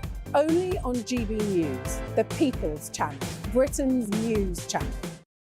I'm Andrew Doyle. Join me at 7 o'clock every Sunday night for Free Speech Nation, the show where I tackle the week's biggest stories in politics and current affairs with the help of my two comedian panellists and a variety of special guests. Free Speech Nation, Sunday nights from 7 on GB News, the People's Channel, Britain's news channel. Your weekend starts here with Friday Night Live with me, Mark Dolan, 8 till 9 on GB News. Big stories, big guests and big laughs as we get you ready for a cracking weekend. That's Friday Night Live with Mark Dolan. Fridays 8 till 9 on GB News. Bring your own drinks. The admission's free. Every Sunday from 11, join Michael Portillo. There'll be topical discussion, looking at the week before and the week to come. So kick back and relax at 11 a.m. on Sundays on GB News with me, Michael Portillo. GB News, the People's Channel, Britain's news channel.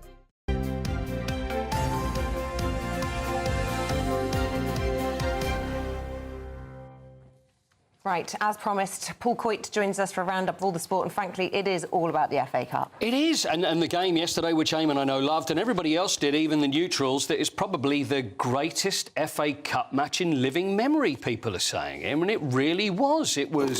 This is the United... This is the United-Liverpool game. Yeah, I mean, but the only reason I interrupted there was because Coventry Wolves was a tremendous ending as well on Saturday. Yeah. Also another great game. So, honestly, it's the magic of the FA Cup. And even though there weren't smaller teams or the lower minnows, as that we call them, that weren't involved, it was still terrific. So they were both fantastic games.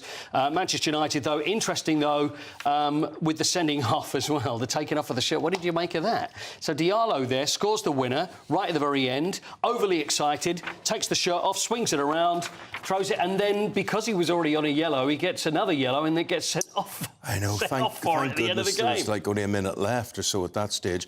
But the thing about the winning goal, and I mean, I never thought we would win it, never did, but I mean, really lifted my heart and my soul and my spirits and my admiration and my love and adoration for Manchester United as a team yesterday.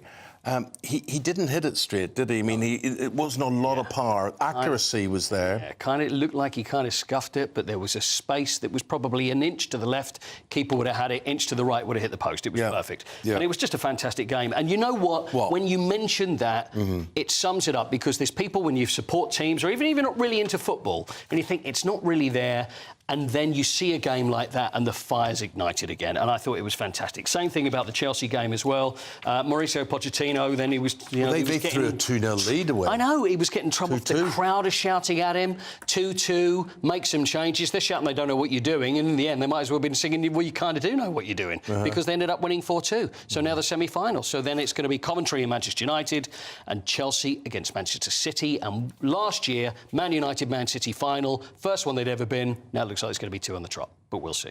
OK, well done, well done. VAR, though, played a role. This was in the Premier League yesterday. Aston Villa playing at West Ham. So West Ham went 1 up, Aston Villa equalised. Then West Ham scored a goal right in the last second. And it was one of these, it was like a melee in the box. Ball goes in. Aston Villa players are saying, look, it was a handball. That would have been the winner. Would have been the winner. West Ham. Would have been the winner. 5 minutes. It took 5 minutes and 37 seconds. And that's the longest ever VAR deliberation. VAR check. I didn't see it. Did you see it? Yeah, I did. Yeah. I can't make my mind up. You couldn't. It's really difficult to see, and it looked like there was a hand, but the thing is, should it have been given? And really, it shouldn't have taken that long. Shouldn't have taken that long. Well, I would have imagined in this day and age, surely there is some sort of system that would, through artificial intelligence or whatever, be able to bleep or whatever, you know, send a buzzer and say, no, that... Got to be something. You would have thought so. See, the thing is, people have a go at VAR, but then if there was no VAR and there was no decisions, it was clearly offside. Agree. You're damned if you do and you're damned if you don't. Laura Trott, I should mention Laura Kenny, though. Laura Kenny, 5 gold medalists, our greatest gold medalist and greatest female Olympian of all time, has announced her retirement today, cyclist. She's only 31. Yeah, 31. And she was only 2012. So just made it look like 2 burgers. Look at that. She's holding there. I know, but if you want a gold medal, you want it to be a big one, don't you? Amazing. I remember speaking to Alan Wells years ago. Yes. He's gold medal from Moscow, 1980. Some small. If you were going to win you want a great... You want a big one. You want a big one. Should we do some birthdays? Let's do some birthdays? Yeah, go ahead. Birthdays today. Right, 2 sporting legends. Let's have a look at them. See if you can tell me who they are, please, and how old they are today. Well, one's Ron Atkinson on the right. Ron. Can't really tell who the other one is. That's David Lloyd, Bumble. Oh, yeah. The great cricket. Ron Atkinson, West Bromwich Albion, Manchester United. He is the only person who has actually commented on my football in a professional capacity. I was given 1 game for Peterborough United against his Aston Villa, and he said about me, who is the stupid wearing number 11. Oh. That was Big Ron, said that about me. Who was it? I can't believe it. You'd never believe it. You would never believe it was me, would you? How old's Big Ron today? What do you reckon? Big Ron? I reckon Big Ron's about 85. 85? Isabel?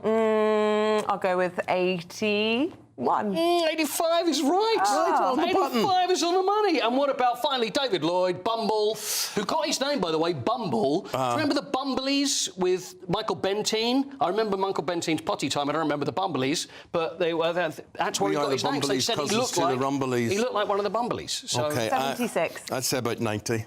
Not you. 77 is the answer. Yeah, he looks my dad's age, so I could tell. Very good. Thank you very much. And happy birthday to the lads.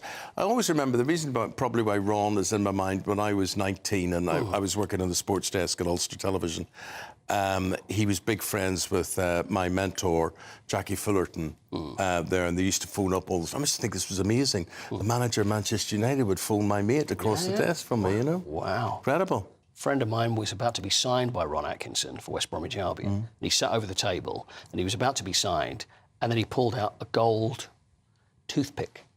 On the end of his necklace. Now that's class for you. That's class. That's class. Thanks, Mr. Paul. Thank you very much indeed. What's making the news? Dawn Neeson. And we've got Oscar Reddrop. And Kemi Badnock coming up. Big news, big debates, big opinion. Patrick Christie's Tonight is the week's biggest show. Every weekday, 9 to 11 p.m, we've got the inside track on the day's top stories. There'll be sharp takes you won't get anywhere else. We will set the news agenda, not just follow it, and I want to bring you along for the ride. Whatever it is, we'll have our finger on the pulse. It's news, but it's this close to entertainment. Patrick Christie's Tonight, 9 to 11 p.m, only on GB News, the People's Channel, Britain's news channel.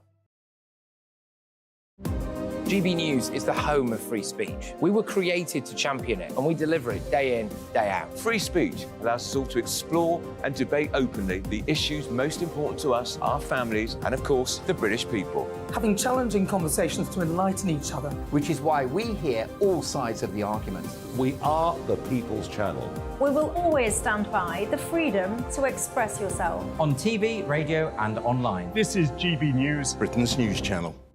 Headliners. Tomorrow's papers tonight, every night from 11 p.m. Is a debate on gender really a far-right issue? Far right. I'm so bored of that phrase, you know what I mean? Like anyone who talks about, anyone who acknowledges that there are two sexes is suddenly far right, because that's what Hitler and Mussolini were all about. This question from Shirley is, of course, about Labour. They've been accused of being undemocratic because they pressured a pub into cancelling a debate, and this debate features Kelly J. Keane, who's been on this show a couple of times, and she's a campaigner, and she was just on the panel, and then they got a letter saying that they couldn't do it because Kelly J. Keane apparently attracts far-right groups. Now, they've tried this trick before, but because some awful, ghastly neo-Nazi types turned up near to an event that she was holding in Australia, they kind of tried to blame that on her and suggest that the two were the same thing. They weren't. That was an opportunistic group turning up to... They're not... Neo-Nazis aren't pro-feminist.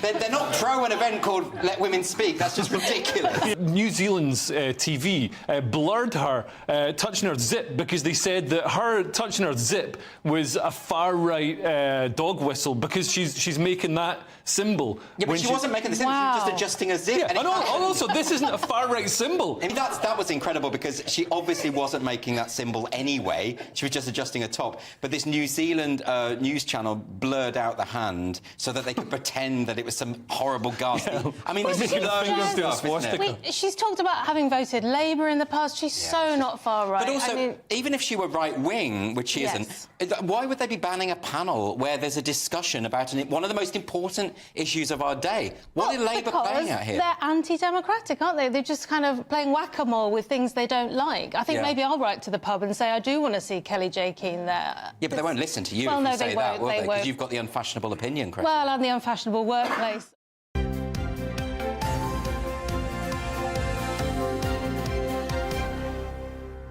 We are taking a look at what's making the news with the former editor for the Daily Star, Dawn Neeson, and former advisor to Boris Johnson, Oscar Reddrop. And Dawn, we're going to start with this plot news. We've got Kemi Badnock coming on the programme in a matter of minutes. She, of course, is a party favourite to take over at some point. She won't want to talk about these plots and twists and turns, but unfortunately, they don't always get to choose the narrative, Dawn, because there's a lot of talk about trying to oust the Prime Minister. Evidently, the right of the party, the centre of the party and the left of the party are not happy with Rishi Sunak. He's been portrayed over the weekend and in today's papers as indecisive. Lots of things went against him last week, the racism row, Lee Anderson leaving. In his defence, he keeps going, stick with me, the cost of living crisis is improving, inflation's coming down, but that is seemingly all he has to offer. So the latest plot is to install Penny Mordaunt as the new leader of the Conservative Party. The question is, do we need another leader? I mean, what are the general public going to make of that? I don't think any of us can cope with it. We've got the stomach for it. And will it make a blind bit of difference to how the Conservatives fare in the general election? Oscar, you were at number 10 in the dying days of Boris Johnson's premiership. Does this remind you Thanks of for those reminding days? me. I mean, it was a pivotal moment in the party's history. Yeah. It was fairly brutal. It was brutal, yeah. And everybody's turning their back on Rishi Sunak, it seems. Is it fair, or is the party ungovernable? Has he let them down? Well, I remember at that point in time, Boris, I think, felt that he'd won such a huge majority amongst people who never voted for the Tories ever in their lifetime, generations, and that if he is, deemed not fit enough or not Prime Minister of the UK, it should be the people that make that decision. I'm not quite sure Rishi has the same stake in the game on that front. But it is completely brutal. I have a great deal of empathy and sympathy for people at Number 10 at this moment in time, because that building at this moment in time will feel like a bit of a submarine, really. And I guess you just hope that there is a periscope, if you like, where they can kind of see the concerns of normal people, really cut through, get down to their issues and create time and space. But that building, when you just don't know, there's attacks coming from all sorts within your own party, of course, the public, the Labour Party. It can be totally overwhelming, and you forget those issues of the day. There's lots of talk about Penny Mordaunt being what's described, Dawn, as a stalking horse, which is to say she didn't necessarily put herself forward. She's being put forward by a particular wing of the party, yes, actually with a hope to replace her with something else later on. Yeah, and those who are supporting Penny Mordaunt say that this is coming from her enemies, not her friends. She's not interested. She's happy enough doing the job she's doing, which everyone seems to agree she does a fairly good job on. But if it's not Penny Mordaunt, who is it going to be? I mean, you have Kemi Badenoch coming on. I mean, Kemi is also a red-hot favourite to take over. You've got Grant Shapps. I mean, there does seem to be a queue of them who are willing to take on what I would actually view as one of the worst jobs in the country at the moment, to be honest with you. It's interesting because, I mean, obviously, as a former special advisor, Oscar, what would you be saying to Kemi before she does her round this morning? Because she won't want to talk about this, but she was the one who made Number 10 look flat-footed last week when she came out and called Hester's comments racist when Rishi Sunak simply couldn't. Yeah, and she'll know that. And that was, well, one, I think it was the right thing to do. She said the right thing. I think it was slightly unexplainable why it took so long for people to be able to look in the face of a TV camera and call it out. 10 million quid. Yeah. Well, maybe that was What's happened to that 10 million quid? All the talk about that's gone away. I imagine the boring reality is that they've probably already spent it. Political parties run very tight. Let's ask Kemi in a minute. Very tight margins. Kemi's a very skilled communicator. I think she'll want to look like she is completely along for the ride of Rishi Sunak. She's got a good record. She has supporters, and in terms of future leadership, you will not get anything out of her on that. Talking of, echoes of Boris Johnson, the Michael Gove factor in all this, is he or isn't he behind Kemi Badenoch? Because that seems to be, he's a bit of a kingmaker, isn't he? He's a big fan, I think. He's a big fan. Yeah. You think, or Oh, well, I'm like, most people, I'm like anyone else these days, no one has any idea what's true or what's not, but there's definitely a bond there, for sure. OK, let's talk about other things, and pensioners come in, Oscar. Liberal Democrat leader Sir Ed Davey, their conference was at the weekend. He called on activists to knock on 5 million doors to bring the blue wall tumbling. What chance has he got with that, or is that a tie-up with the Labour Party? I think this is symptomatic of where the government are and where the Tories are at. They're getting reined in on from all sides. And I think this is another example. I think the Lib Dems will look to peel off, the blue wall elderly voters who felt left out by the recent budget. And then you've probably got Reform looking at the elderly voters who prioritise things like immigration. And you can just see, even within one demographic there, just how the Tories are really trying to scrape through and losing more and more people, and having to deal with pressure from all different angles. I think the Lib Dems have had a very quiet few months. I think partly because Reform have taken over a lot of the space in terms of threats to the Conservative Party. But I really don't think the Tories can take their eye off them at all, particularly on issues. I think what was very interesting about the Lib Dem conference at the weekend was Ed Davey was on stage, you know, being quite a stand-up comedy act almost, taking the mickey out of Rishi Sunak, but actually didn't say anything about Keir Starmer, which makes you wonder whether there is going to be some sort of pact between... They've both denied it, obviously, but some sort of pact between those two parties. Yeah. Well, worth reiterating our invitation to the Lib Dems to come on any time to talk to us. They're not always that keen, but we open that invitation always to you.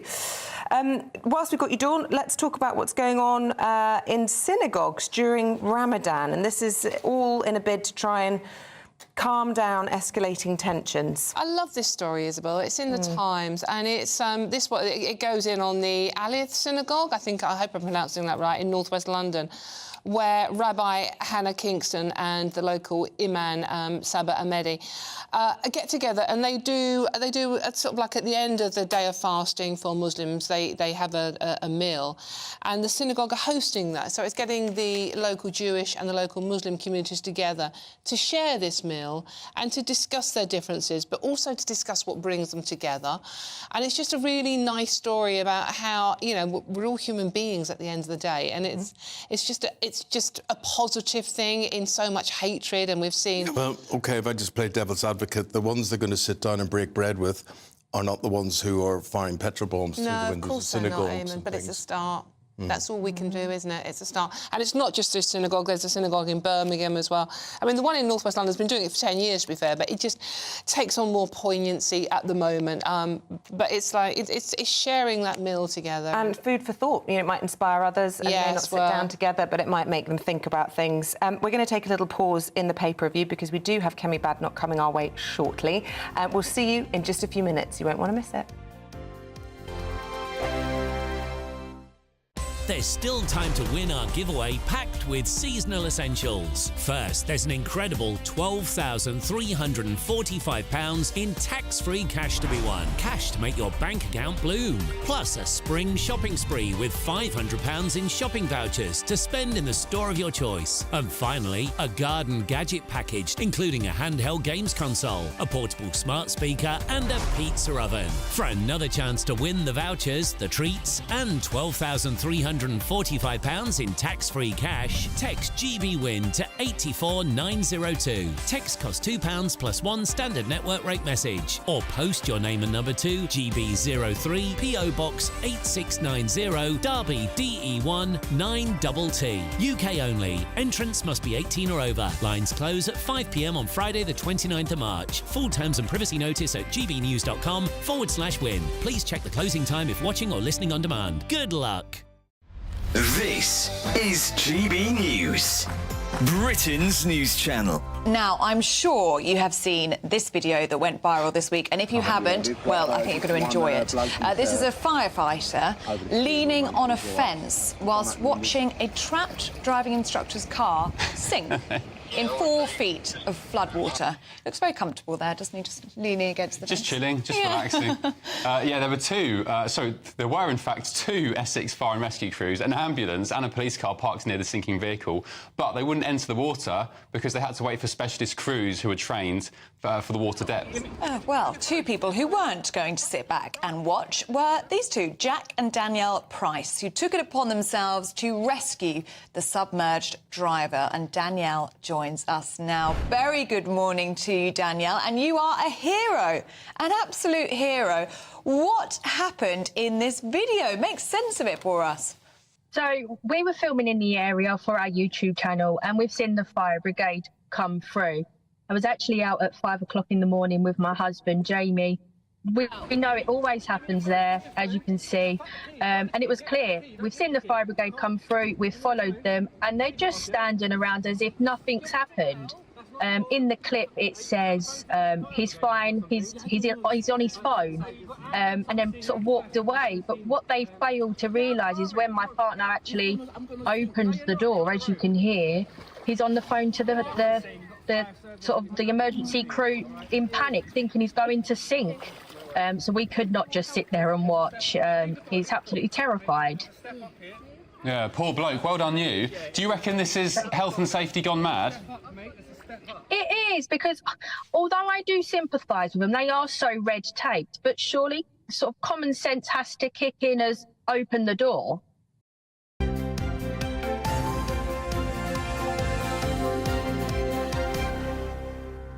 got Dawn Neeson, we've got Oscar Redrup, and we've got Kemi Badenoch standing by to speak to at any moment. Oscar, I want to talk about London nightlife.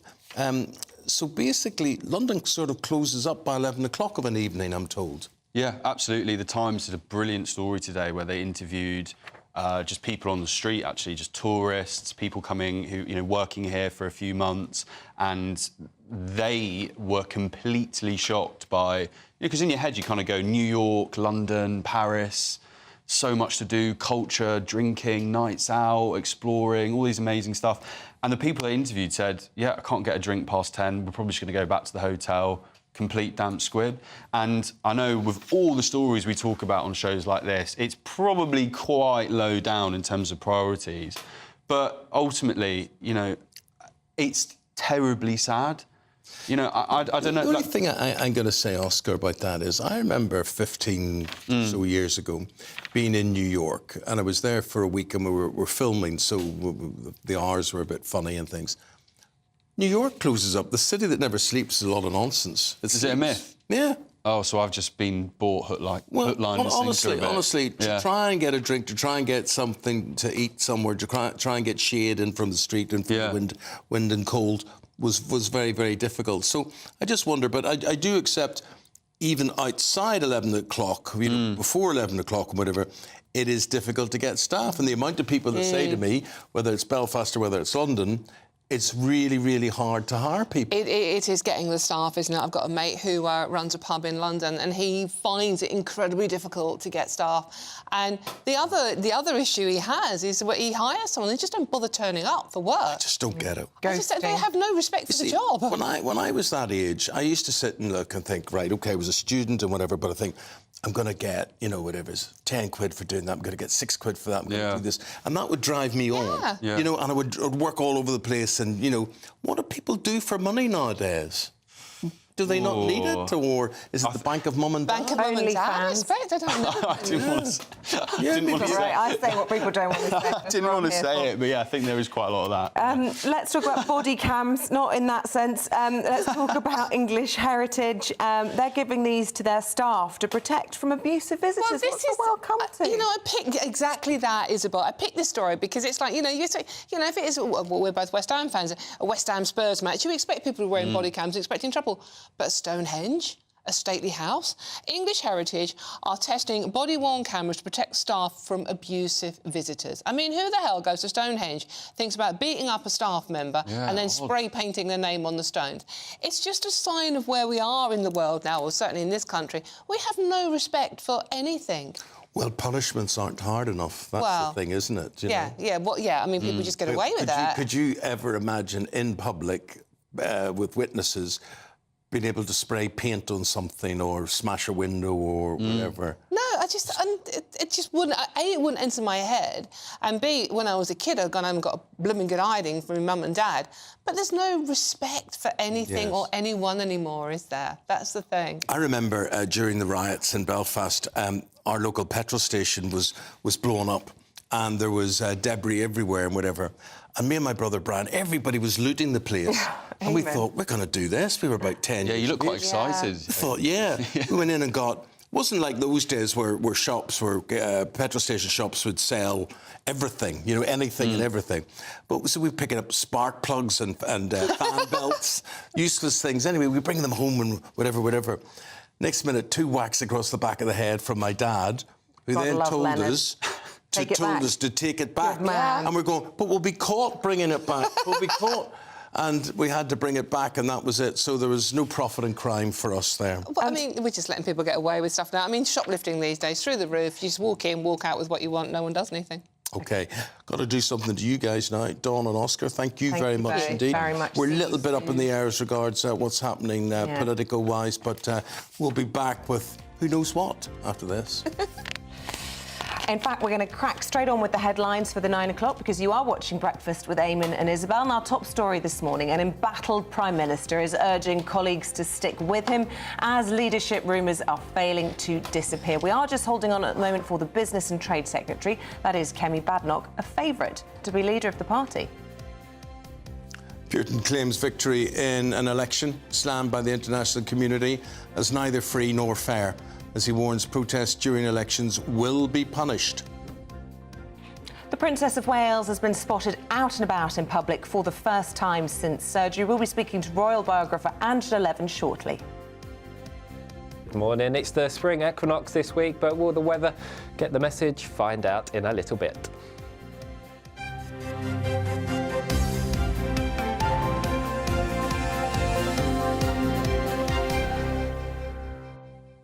So the Prime Minister has urged the Conservatives to stick by him amid speculation of a plot to oust him from number 10.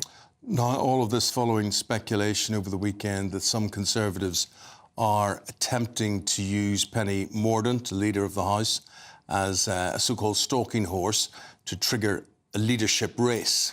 Well, the rumour mill forced number 10's hand late last night. A statement was issued to MPs where the Prime Minister told backbenchers the economy is turning a corner, this could be our year, and urged them to hold their nerve despite dire poll ratings.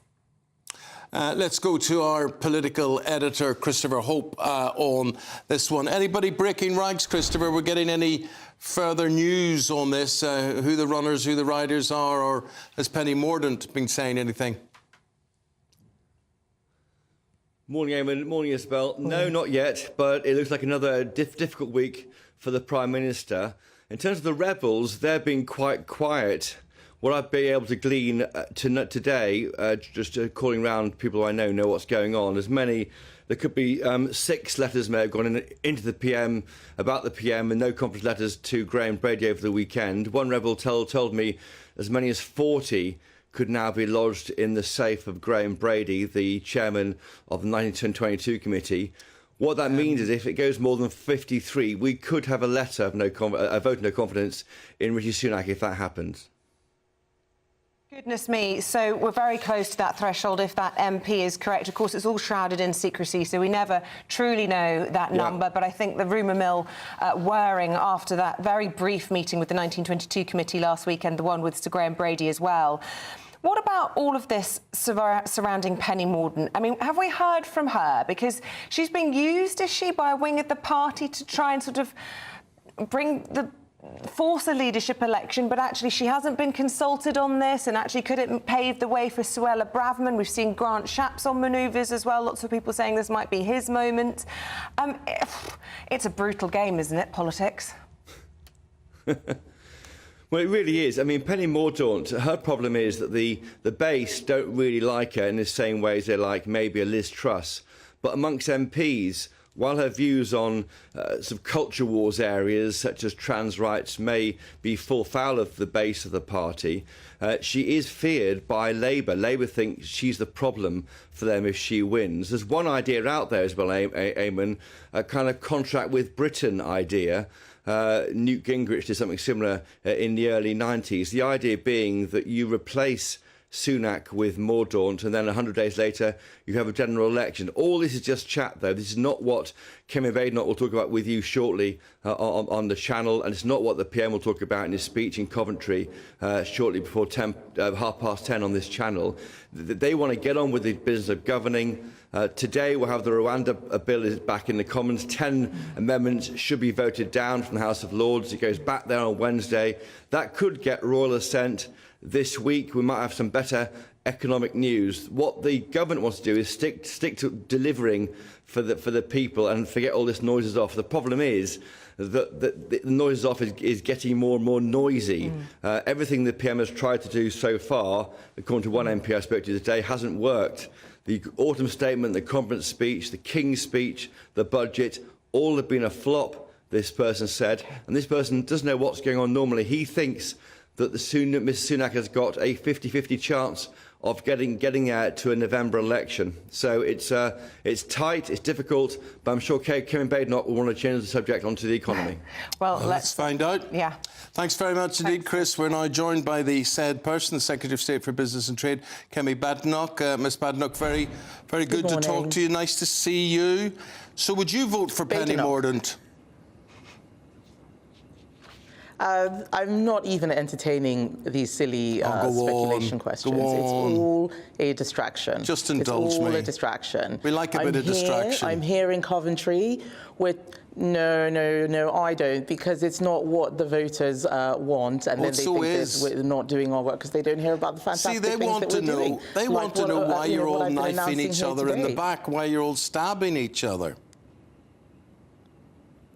Well, I think that is completely untrue. There are 350, Tory MPs or thereabouts, and one or two people will say something, and that suddenly dominates the narrative. Why do we focus on the tiny percentage rather than the majority? Well, because the percentages are key. The majority of the Conservative Party is very united.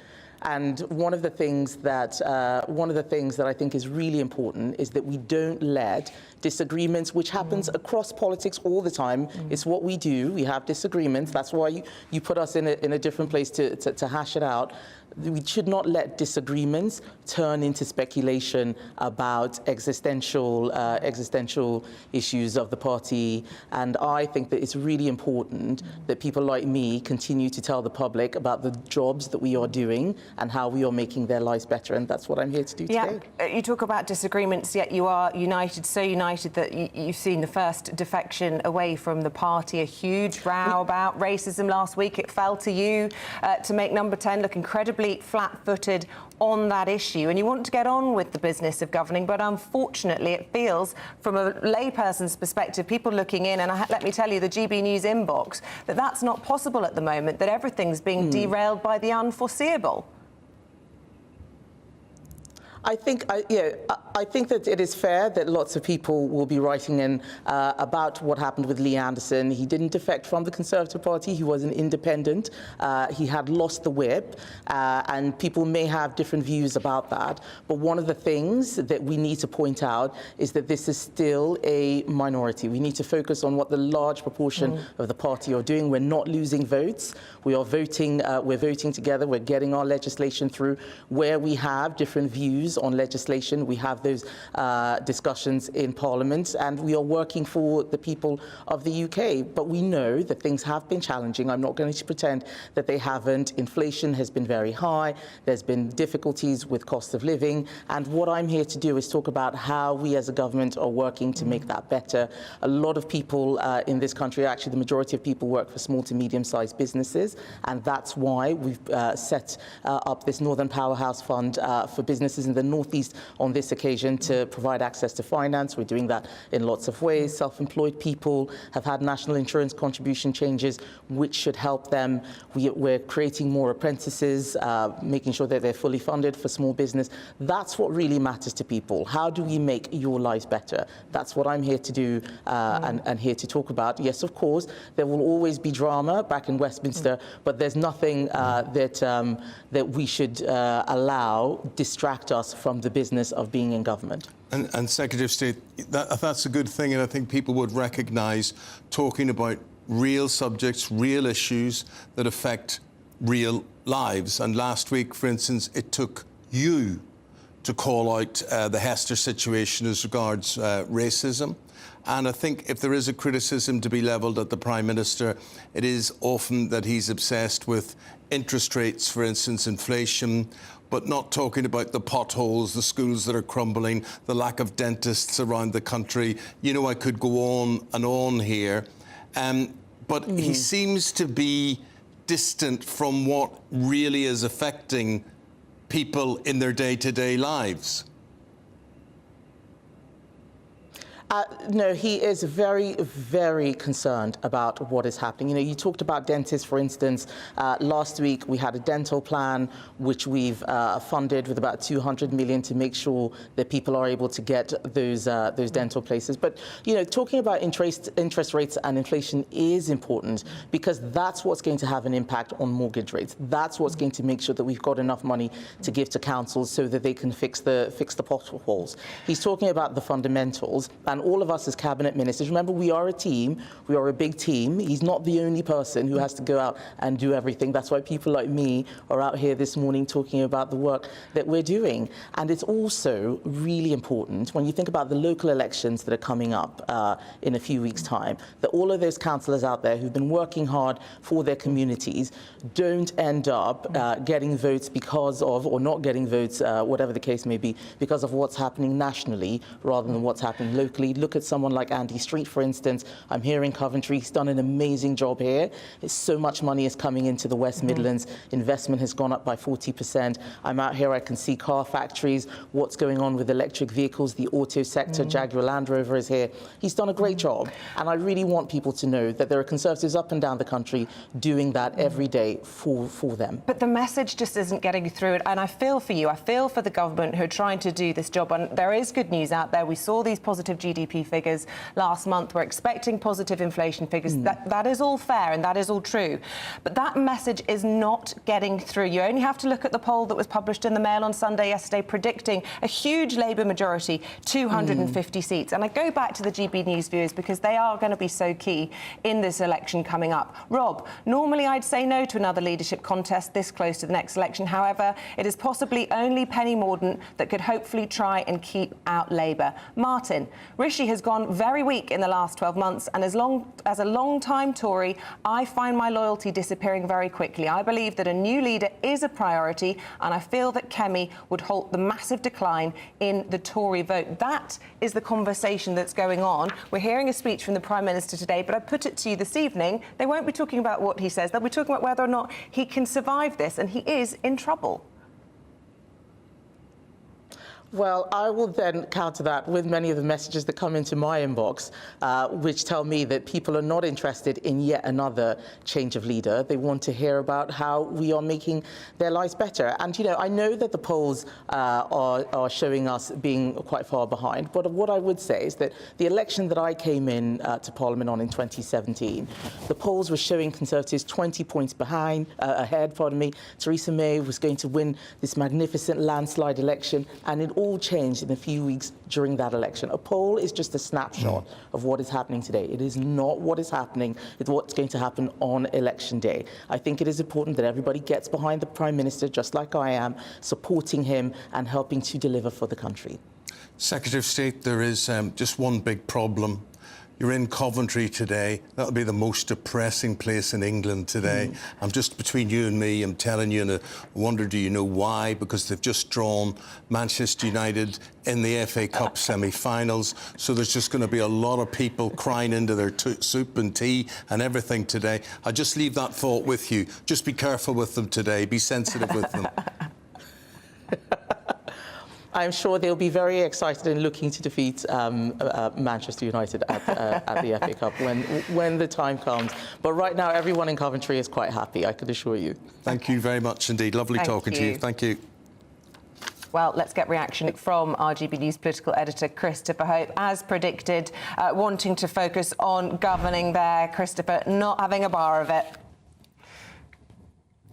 No, indeed. And she said how things have been challenging. She noted how far behind the Tories are in the polls and compared that with Labour being far behind in 2017 and how Labour clawed that back to, as you remember, a hung parliament. So there's always hope, but you need to have time for hope. And the problem is that the clock is ticking, it seems, on Mr Sunak. Where can he find the time to turn the polls around? What's the next big thing? Maybe one budget in September before the November election? Maybe, but that's about it. He's played all his cards and nothing is shifting the dial. And that is what is frustrating Kevin Badenoch's colleagues back here in Westminster. If you were a betting man, how do you think this is going to play out? Well, until this weekend, I thought Mr Sunak would survive until the election. I'm not so sure. One Tory MP told me 50-50 today. It feels a bit like that. I mean, I just think that with time they can get past this, but they've got to find something to move the dial. I'm not sure what it is now. OK. Thanks, Christopher. Thank you very much indeed. Thank you. Just at this stage with the time at 9:15, we want to congratulate Charles. Charles is from Stoke-on-Trent. Charles has had a great time because he won our last competition, £18,000, 18,000 quid in the Great British Giveaway. Good morning to you, Charles. We know you're a regular viewer of A Morning, and this was the moment that he found out he was a big winner. Charles, I have some really good news for you. You're the winner of the Great British Giveaway. Oh, slippy neck. Oh, dear. You've won £18,000. Slippy neck. That's a big surprise. Slippy neck. I don't know what to say. Congratulations. Oh, thank you so much. Well, there we go. Charles was a winner. You could be too. The latest giveaway has got a lot of garden gadgets on offer, plus 12,345 quid in cash. And here's all the details of how you can enter. Time is ticking on your chance to win the Great British Giveaway. There's a massive £12,345 in tax-free cash to spend however you like, along with £500 in shopping vouchers for your favourite store, a games console, a pizza oven and a portable Sonos smart speaker. And the best news? You could be our next big winner, just like Phil. Didn't quite believe it and still can't. And if I can win it, anybody can win it. For another chance to win the vouchers, the treats, and £12,345 in tax-free cash, text GBWIN to 84902. Text costs £2 plus one standard network rate message. Or post your name and number to GB03 PO Box 8690 Derby DE1 9TT.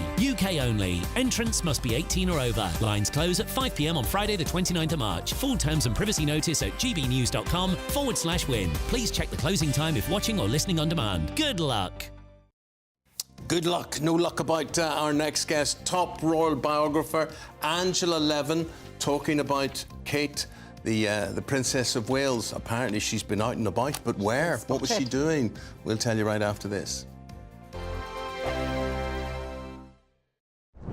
I'm Christopher Hope. And I'm Gloria Di Piero, bringing you PMQ's live here on GB News. Whenever Parliament is in session on a Wednesday at midday, we'll bring you live coverage of Prime Minister's questions. We'll be asking our viewers and listeners to submit the questions that they would like to put to the Prime Minister, and we'll put that to our panel of top politicians in our Westminster studio. That's PMQ's live here on GB News, Britain's election channel.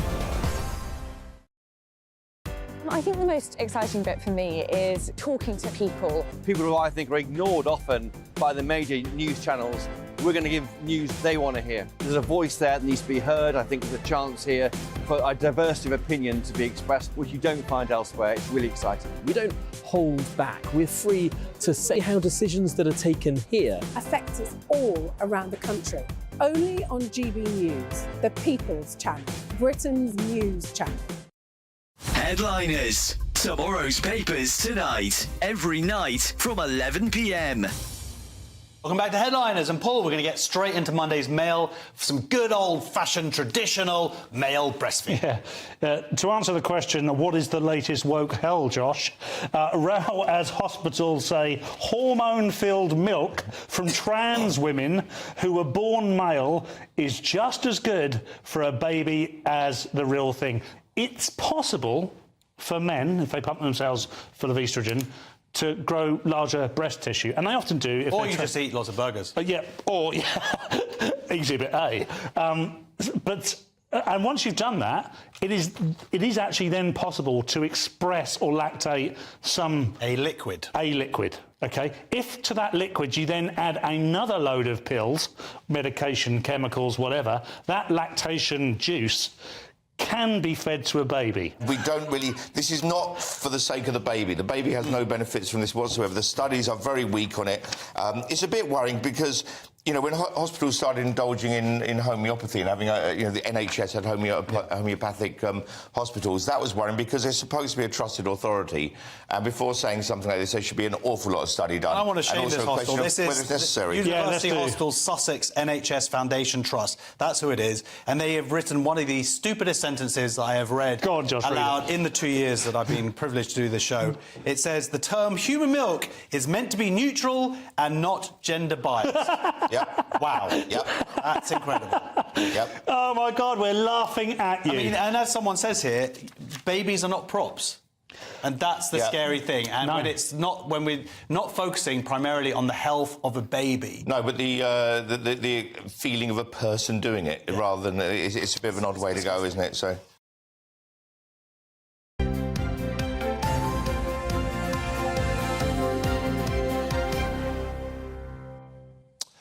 Right, some royal news now, and there's plenty of it, is there not? Yes, right. Kate's been spotted. This isn't a picture of her, it's an old picture. There were no photographs taken, but she was seen, according to The Sun, in Windsor Farm Shop. Lots of witnesses are reporting. We say, according to The Sun, I doubt there's anything to do with The Sun. I reckon Kensington Palace has picked up the phone and said, hey, help us out here. She's out and about. Angela Levin joining us now, royal biographer on this one. So where does this come from? I think they're listening to the terrible...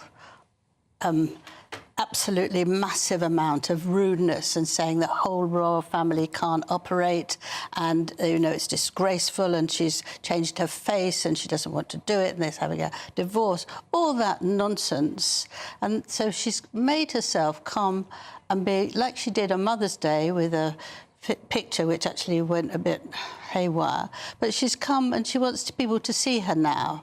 She's not going to do much. Her photograph wasn't taken, but she looked well apparently, and she was there with William and they walked into this shop and had a little chat. She'd been out in the morning watching her children do sport, and I think that it's actually listening to what the public say. Unfortunately, the public are so rude and so unkind and so demanding, as if they own her, as if they've bought her. And I think it's absolutely appalling way to behave with someone who's been so dignified and done. You couldn't expect more of her. As a mother, you can see her children adore her, and as an heir to the throne too. And she adores William, so leave her alone. I think it's just appalling how they behave. Why does she not just do a casual chat with Isabel and myself and just say, look, I'm all right, I'm fine, thanks for your concern, or even you. I'm fine, look at me, thanks for worrying about me, everybody, but honestly, I'll be OK, and just give me 3 or 4 weeks and I'll be back in business again, unless she isn't fine. I tell you what, one of the reasons is she doesn't want the children to know what she's had. Right. I think any mother, if she says it too early, the children are old enough to know and get worried, and I think that's a big problem. I've also had someone who's quite close who says to me she gave someone a kidney. Nothing to do with her own illness. I have no idea this is true whatsoever. But in a funny sort of way, it does leave you very, very languid and not well. I don't know if it's that, because she did seem to be great until she went in to the hospital, if you see what I mean. Yes. Well, so I just leave it, but I'm not saying I haven't had it proven in any way, but it makes more sense to me than other things. And you know, we were also reading a lot about Charles Spencer, Princess Diana's brother, in the newspapers over the weekend, and about his childhood at school and things. What would you like to say about that? What I want to say is that nobody's picked it up yet, I'm pleased to say, but he talked about his life at home. Their mother, his and Diana's mother, went off to Australia with another man because her husband was being so awful to her. Once he had a boy, she didn't want to know her, so she disappeared. And he thought she'd been abandoned, just the same as Diana felt that she'd been abandoned. He was too, poor little boy. And he said that he taught himself how to be sick every night. Diana taught herself how to be sick. He also cut himself with a penknife. Diana cut herself before she knew Prince Charles, the then Prince Charles. And so there's this amazing combination. He just talked about himself, and he said he'd been absolutely ignored and nobody cared for him at home. And he got lots and lots, he had lots of people to look after him, and none of them really cared. OK. Well, thank you very much indeed. Angela Levin there, the royal biographer. Wish we had more time, but we don't. Thank you. We'll say goodbye to you and have yourself a good day. Happy St Patrick's Day. You're Thank you, yes. Very nice. I thought that would please you. Up next, Andrew and Bev. Have a great day. A brighter outlook with Box Solar, sponsors of weather on GB News. Good morning, welcome to your latest GB News weather forecast from the Met Office. We're looking ahead to today. I think most of us should see some sunshine, but unfortunately there is some further rain on the horizon. But back to this morning, we do have this band of cloud across more central parts of the country. Some spots of rain in places too, but either side there is some good amounts of sunshine. And as we approach lunchtime, especially across more central parts of the country, quite a decent lunchtime to come. Plenty of sunshine. Into the afternoon, that spreads its way a little bit further eastwards, where further west, thickening cloud and outbreaks of rain approaching. But a mild one, temperatures reaching 17 degrees in the southeast. So into the evening, this area of rain spreads its way northeastward. Some heavy rain for a time across parts of Scotland and northern England. The rain takes its time to get towards the southeast, so actually parts of Kent, East Anglia probably remaining dry till after dawn. And for all of us, it's another mild night. Temperatures across the south not falling much lower than 10 or 11 degrees.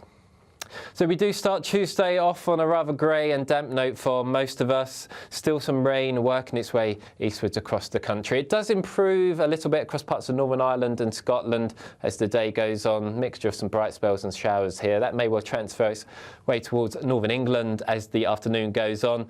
And for all of us, another fairly mild day. Temperature a little bit down compared to today, but still highs of 15 degrees in East Anglia. That warm feeling inside from Boxed Boilers, sponsors of weather on GB News.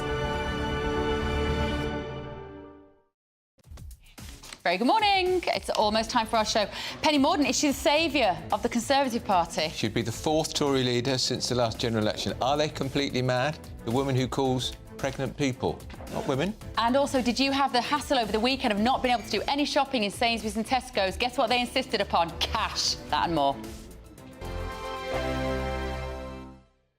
Join me, Camilla Tominey, every Sunday at 9:30 when I'll be interviewing the key players in British politics and taking them to task. This report basically says that he's not fit to stand trial. With an upcoming election looming over Westminster, now is the time for clear, honest answers. I agree. And that's precisely what I'll get. Is he indecisive?